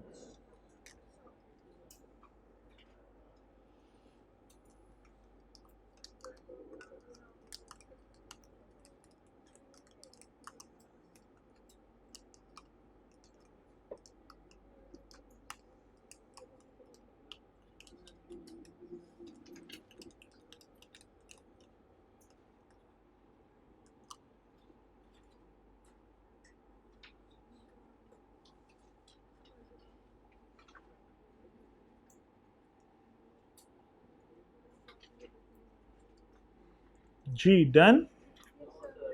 क्या हुआ क्या है, एक डिसीजन लेना है जी कि किससे, वेंडर से बाय करें, राइट? ऐसा ही है। और इस डिसीजन में अगर ये ऑर्डिनरी डिसीजन है कि स्पेशल डिसीजन है, या ऑर्डिनरी कोर्स ऑफ बिजनेस में है कि आउटसाइड द ऑर्डिनरी कोर्स है? ऑर्डिनरी कोर्स ऑफ बिजनेस में। जो बिजनेस चल रहा है, किस चीज का बिजनेस है जी? एग्रीकल्चर बिजनेस है। और उसी से रेलिवेंट डिसीजन है कि उसका रॉ मटेरियल किस सप्लायर से खरीदें। कौन सा सप्लायर है जी? जुबैर एंटरप्राइजेस। तो बताइए क्या ये ऑर्डिनरी कोर्स ऑफ बिजनेस हुआ? तो डिसीजन कैसे हो जाएगा? मेजॉरिटी ऑफ द पार्टनर से। तो आखिर में उसने क्या पूछा है? Babar is not in agreement with Asghar, Asghar के साथ एग्री नहीं है, मतलब असगर और करीम राजी हैं। असगर करीम राजी हैं, मुझे नहीं पता। करीम, हाँ करीम लायबल नहीं है लॉसेस के, है तो पार्टनर ही ना। यहां से सिर्फ एक बात ये समझ आ रही है कि सिर्फ इन 3 पार्टनर्स में से बाबर राजी नहीं है। तो अगर 2 राजी हुए तो डिसीजन मेजॉरिटी के साथ पास हो जाएगा। Subject to the contract between the partners, a partner can bind the firm by his action. However, in case of differences, decision should be made by the majority of the partners. So majority ने decision लेना था। Is that clear? ये समझ आई थी बात कि नहीं? So ये भी आसान क्वेश्चन था। चलो जी, अब बस एक लास्ट टॉपिक, छोटा सा आसान सा टॉपिक, और ये खत्म करके फिर क्लोज कर लेते हैं क्लास। ये चैप्टर खत्म कर लो ना क्लास। फिर कल एक क्लास कंडक्ट करेंगे सिर्फ 10 10 to 11:30, ठीक है? कल 11:30 तो नहीं आपकी क्लास होती? बस ठीक है, चलो। सो कल क्लास 10 पे होगी, नॉर्मल टाइम पे। स्पेशल क्लास, एक्स्ट्रा क्लास नहीं होगी कल, ठीक है? आज बहुत हो गई हैं। चलो, the property of the firm, आसान सी बात बस पढ़ते हैं और उसके बाद छुट्टी कर लीजिएगा। Property of the firm, subject to the contract between the partner, the property of the firm include. देखो बेटा, मुझे एक बात बताओ इसको समझने से पहले। 3 पार्टनर हैं XYZ, तीनों ने अपना कैपिटल लेकर आना है। क्या समटाइम्स प्रैक्टिकल लाइफ में ऐसा नहीं होता कि एक पार्टनर X कहे कि जनाब मैं पैसे तो नहीं ला सकता, मेरी प्रॉपर्टी आप ले लें, मेरी कंट्रीब्यूशन मेरी प्रॉपर्टी होगी, ऐसा ही है? अब वो कैपिटल कंट्रीब्यूट, देखने में वो प्रॉपर्टी किसके नाम पे है? मिस्टर X के। लेकिन अगर आप इसकी इसेंस देखो तो ये प्रॉपर्टी किसकी समझी जाएगी? फर्म की प्रॉपर्टी। इसका मतलब है जरूरी नहीं कि फर्म ने प्रॉपर्टी एक्वायर की हो। अगर फर्म ने वो परचेज की हो, सॉरी, अगर उसने एक्वायर भी किया इस तरीके से, तो वो भी किसकी प्रॉपर्टी है? फर्म की प्रॉपर्टी। बात समझिए, मैं 2 वर्ड्स बोले। मैं क्या, फर्म आइदर परचेज कर ले या एक्वायर कर ले, दोनों केसेस में प्रॉपर्टी किसकी है? फर्म की प्रॉपर्टी है। बात समझ आई? अच्छा, एक और सिनेरियो हो सकता है, ये तो फर्म ने एक्वायर की या एक्वायर किया, परचेज की। दूसरा एक सिनेरियो, पार्टनर कोई पैसा, जो एसेट आपने, यूं कहते हैं दोबारा, जो एसेट आपने पार्टनरशिप के पैसों से खरीदा है, वो एसेट किसका है? पार्टनरशिप का, फर्म का एसेट है। Unless the contrary intention clears that. कैसे? फॉर एग्जांपल, मैंने फर्म से, या XYZ के रखते हैं, XYZ ने, X ने फर्म से पैसे ड्रॉ किए और एक व्हीकल परचेज कर ली। अब वो व्हीकल किसकी है? पार्टनरशिप फर्म की। वो फर्म की व्हीकल समझी जाएगी जो फर्म के पैसों से खरीदी गई है। अनटिल और अनलेस मैं X जाके फर्म को कहता है मुझे लोन दे दो, वो लोन लेता है फर्म से, फर्म उसकी एंट्री पास करती है कि भाई मैंने लोन दिया, रिसीवेबल है फ्रॉम मिस्टर X। अब X जाके प्रॉपर्टी परचेज करता है व्हीकल, तो क्या वो व्हीकल फर्म की व्हीकल है? नो, क्योंकि अब यहां पे इंटेंशन क्लियर है कि ये व्हीकल, जो पैसे हैं, ये लोन लिए गए हैं और ये अब इंडिविजुअल की प्रॉपर्टी है, ना कि फर्म की प्रॉपर्टी। बात समझ आई है? और एक लास्ट एसेट जो बिल्ट हो रहा होता है, दैट इज गुडविल। गुडविल क्या है? फॉर एग्जांपल, अगर मैं कहूं कि आज नेस्ले पाकिस्तान अपना सारा बिजनेस बेच दे, सपोज मैं कहता हूं 1000 मिलियन के एसेट्स हैं, सपोज, या 100 बिलियन के एसेट्स हैं, लेकिन आप जब उनका ऑफर रेट सुनोगे तो हो सकता है उनको कोई ऑफर करा हो 200 बिलियन या 150 बिलियन, हालांकि एसेट्स कितने के हैं 100 बिलियन के। तो ये जो 50 बिलियन एक्स्ट्रा मिल रहा है ये किस चीज का है? क्या रिकॉर्ड की हुई है गुडविल? नहीं, इंटरनली जनरेटेड गुडविल तो वैसे भी रिकॉर्ड नहीं होती। ठीक है, वो क्या है, बिजनेस ने अपनी एक रिप्यूट बिल्ड की है, इसलिए आज उसके एसेट्स जो हैं अगर नेट कर लिए जाएं लायबिलिटी से, मतलब जितने नेट एसेट्स की बात कर लूं, अगर लायबिलिटी खत्म करके मैं नेट एसेट्स लिख लूं तो कोई मसला तो नहीं है। नेट एसेट्स अगर 100 बिलियन के हैं और आज उनको ऑफर मिल रही है से 150 की, तो बेटा ये 50 एक्स्ट्रा क्या है? ये रेपुटेशन है उनकी, ये वो गुडविल है, ये वो रिप्यूट है जो उन्होंने ओवर द ईयर्स बिल्ड किया। आज बिजनेस उनकी गुडविल की वजह से उनके पास आता है, और कोई अगर उनको बाय कर रहा है तो सारा कस्टमर भी, उनकी कस्टमर पोर्टफोलियो भी बाय कर रहा है। बात समझ आ रही है? सो गुडविल की अगर मैं कहूं, वैसे तो आपने जाके इंशाल्लाह फाइनल में या FR 2 में पढ़ रहे होगे इसकी, तो ऐसा देखा जाए तो ऑफर में या ऑफर ये कहूँ या मार्केट वैल्यू में से अगर आप लेस कर दो नेट एसेट्स की वैल्यू, तो इनफैक्ट आपके पास क्या आ जाता है? गुडविल। क्या गुडविल रिकॉर्ड हुई होती है बिजनेस में? नो, लेकिन ये आपका एसेट होता है, इंटेंजिबल एसेट। आपने बात की थी कि फर्म से लोन ले लिया, सर किस पे पैसा कर सकती फर्म? इंडिविजुअल को यस, उसने लोन लिया, डिपेंड करता है। जैसा फॉर एग्जांपल मैं इसको इस तरह समझा देता हूँ, रेडॉल्फ पाकिस्तान जब अपने एम्प्लॉय को लोन देती थी तो इंटरेस्ट चार्ज नहीं करती, लेकिन जितने भी कमर्शियल बैंक है पाकिस्तान में, वो जब अपने एम्प्लॉय को लोन देते हैं तो उस पर इंटरेस्ट चार्ज करते हैं। डिपेंड करता है, हाँ पॉलिसी है। अब जैसे, लेकिन ये होता है मार्केट रेट चार्ज नहीं होता। जैसे आज मार्केट में अगर मैं कहूँ इंटरेस्ट का रेट है 18%, लेकिन जब एम्प्लॉय को मिलेगा तो शायद 12% में मिल जाए, ये फ़र्क होता है। लेकिन एम्प्लॉय को लोन दिया जा सकता है ऑन इंटरेस्ट रेट। तो इसी तरह एक पार्टनर, अगर कहते हो आप लोन दे रहे हो पार्टनर को, तो डिपेंड करता है आपने एग्रीमेंट क्या किया। आप कह रहे हो कि नहीं लोन दूंगा लेकिन परसेंटेज दूंगा, तो ले लेना फिर। चलो जी प्लीज पढ़ते हैं इसको, बेटी पढ़ दें जरा please. Subject to contract between the partners, the property of firm includes all property originally bought into the common stock of the firm. या जी बिल्कुल बेटी, ये तो आपने ओरिजिनली परचेज किया फर्म के लिए, all rights and interest in the property originally so bought. या वो जो भी राइट्स है इंटरेस्ट हैं आपके उस प्रॉपर्टी के अंदर। प्रॉपर्टी का वर्ड ये ब्रॉडर टर्म है, ये मूवेबल भी है और इमूवेबल, सबकी बात हो रही है जी। All property acquired. एक्वायर्ड, ठीक है, बाय, परचेज और अदरवाइज। ये जो भी मैंने एक केस सुनाया कि परचेज भी कर सकते हैं और किसी से पार्टनर से एक्वायर भी कर सकते हैं।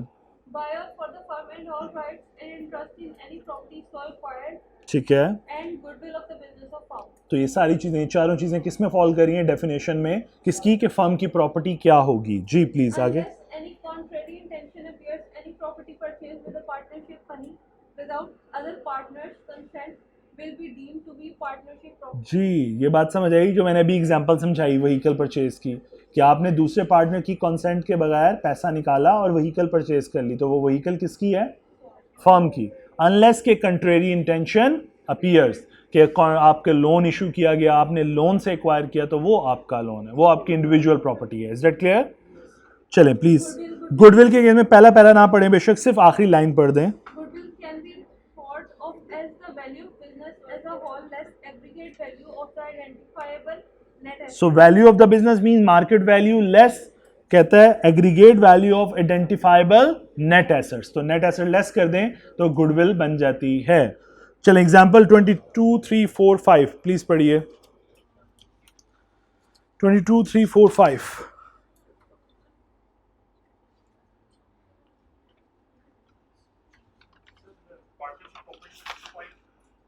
जी जी, पार्टनरशिप प्रॉपर्टी में बी पॉइंट, ऑल राइट्स और interest in the property originally so bought, मतलब आपने परचेज किया, इंटरेस्ट परचेज किया उस प्रॉपर्टी में।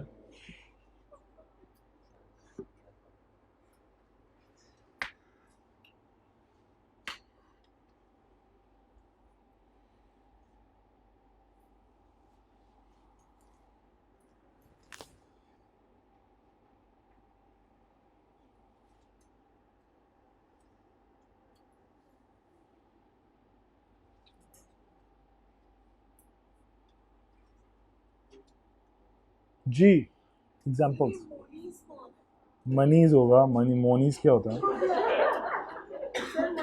मनी लिखा हुआ, मनी की प्लूरल फॉर्म लिखी है उसमें।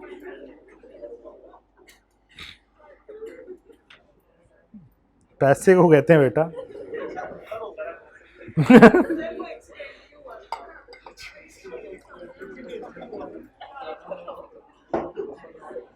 तुम्हें आफाक का शुक्रिया अदा करना चाहिए, वो तुम्हें एंटरटेन करके रखता है, बोरिंग हो जाओ तुम।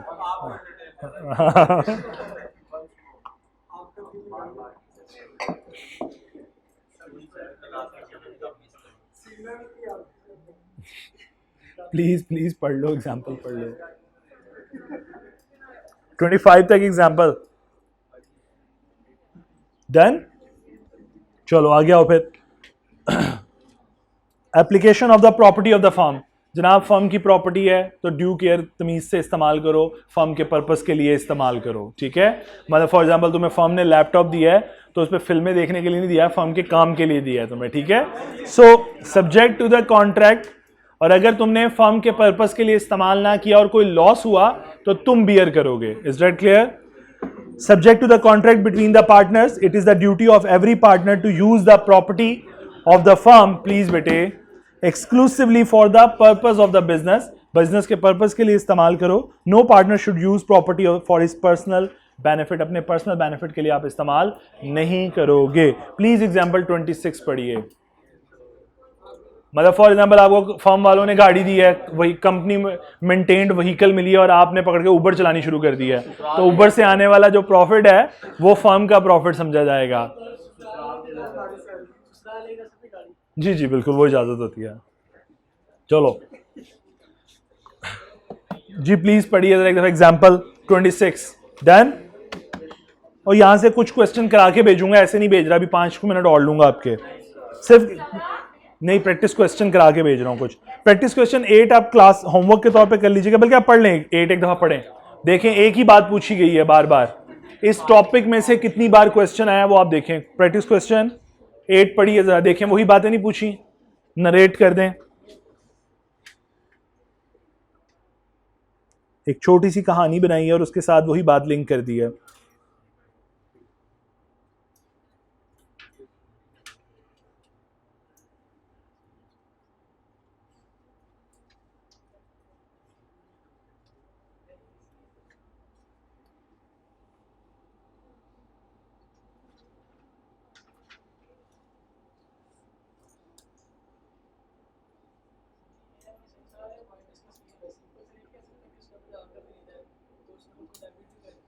जी बिल्कुल, ऐसे ही आपको कह देना चाहिए था, लेकिन आपने उसे समझाना तो है ना कि प्रोविजन ऑफ लॉ क्या है और अल्टीमेटली मैं कंक्लूड क्या कर रहा हूं।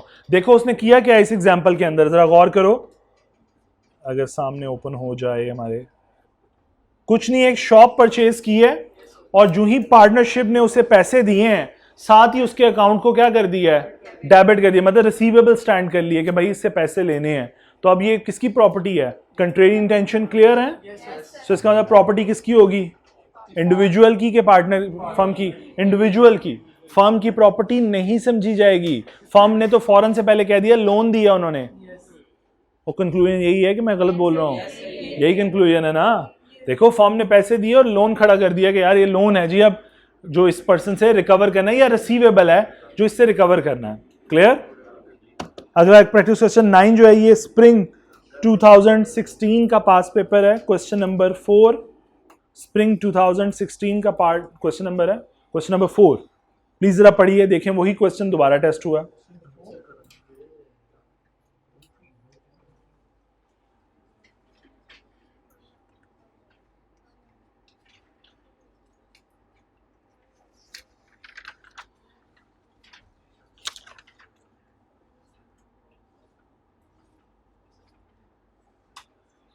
Practice question 9।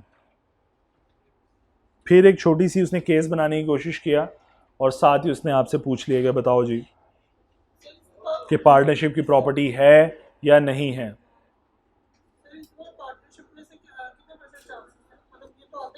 आता है, कंफर्म है, क्वेश्चन तो कंफर्म है। डिपेंड ऑन मैंने कहा था, जिस तरह लिमिट है 12 to 16 की ग्रेड है, लेकिन अब वो उसकी मर्जी है, वो 8 पूछ ले, वो 12 पूछ ले या 16 पूछ ले, इन 3 चैप्टर्स में से। जी स्प्रिंग 2016 पढ़ लिया? क्वेश्चन में कोई प्रॉब्लम? हेलो, क्वेश्चन की अंडरस्टैंडिंग? नो। प्रैक्टिस क्वेश्चन 10 जो है ये ऑटम 2018 का पास पेपर है, ऑटम 2018 का क्वेश्चन जी, ऑटम 2018 का पास पेपर का क्वेश्चन है, क्वेश्चन नंबर 5। एक दफा बस ये पढ़ो फिर छुट्टी करो, पढ़ लो जी। इसमें 2 एसेट्स की बात करेगा, 2 प्रॉपर्टीज की बात करेगा और पूछेगा कि बताओ कि दोनों प्रॉपर्टीज क्या फर्म की प्रॉपर्टी हैं या नहीं।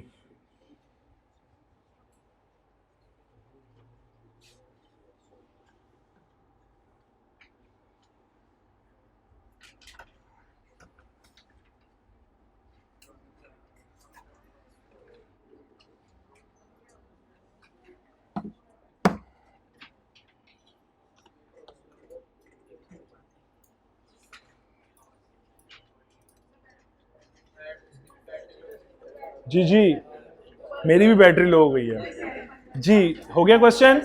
अच्छा प्लीज़ कल, थैंक यू सो मच कि आप लोगों ने इतनी एफर्ट की है। अच्छा कल प्लीज़, कल क्लास कर लेते हैं 9:30 से ऑनवर्ड 11:30 तक कर लेते हैं। 2 आवर, हाँ कल ख़त्म हो जाएगा 11:30 तक। सेफ साइड पे, वैसे तो 1.5 घंटे में भी हो जाएगा, लेकिन सेफ साइड पे 2 घंटे की क्लास कर लेते हैं ताकि मैं प्रैक्टिस क्वेश्चन डिस्कस कर सकूँ अगले चैप्टर में। अच्छा मैं बताता हूँ, अगले चैप्टर में से जो ज़्यादा है वो, अगर आप क्वेश्चन उसकी स्ट्रेंथ देखोगे तो आपको लगेगा जैसे चैप्टर बहुत बल्कि है, लेकिन ऐसा नहीं है। उस चैप्टर में से टेस्टिंग बहुत ज़्यादा है। आके आपने बेतहाशा क्वेश्चन टेस्ट किए हुए, तो इसलिए मैं चाह रहा हूँ मैं उन क्वेश्चन को डिस्कस भी कर सकूँ। तो इसलिए सेफ साइड 9:30 पे क्लास होगी, मैसेज नहीं आएगा अब, ठीक है? 9:30 till 11:30, ठीक है जी। रूम नंबर मैं कंफर्म करवा देता हूँ, मेरा यही रूम कंफर्टेबल होगा, इधर ही आ जाना, रूम 8 में ही, ठीक है? इसी रूम में कर लेंगे जी। अल्लाह ताला आप सबको सामने फरमाए। 8 से 9 ये टाइम स्लॉट है।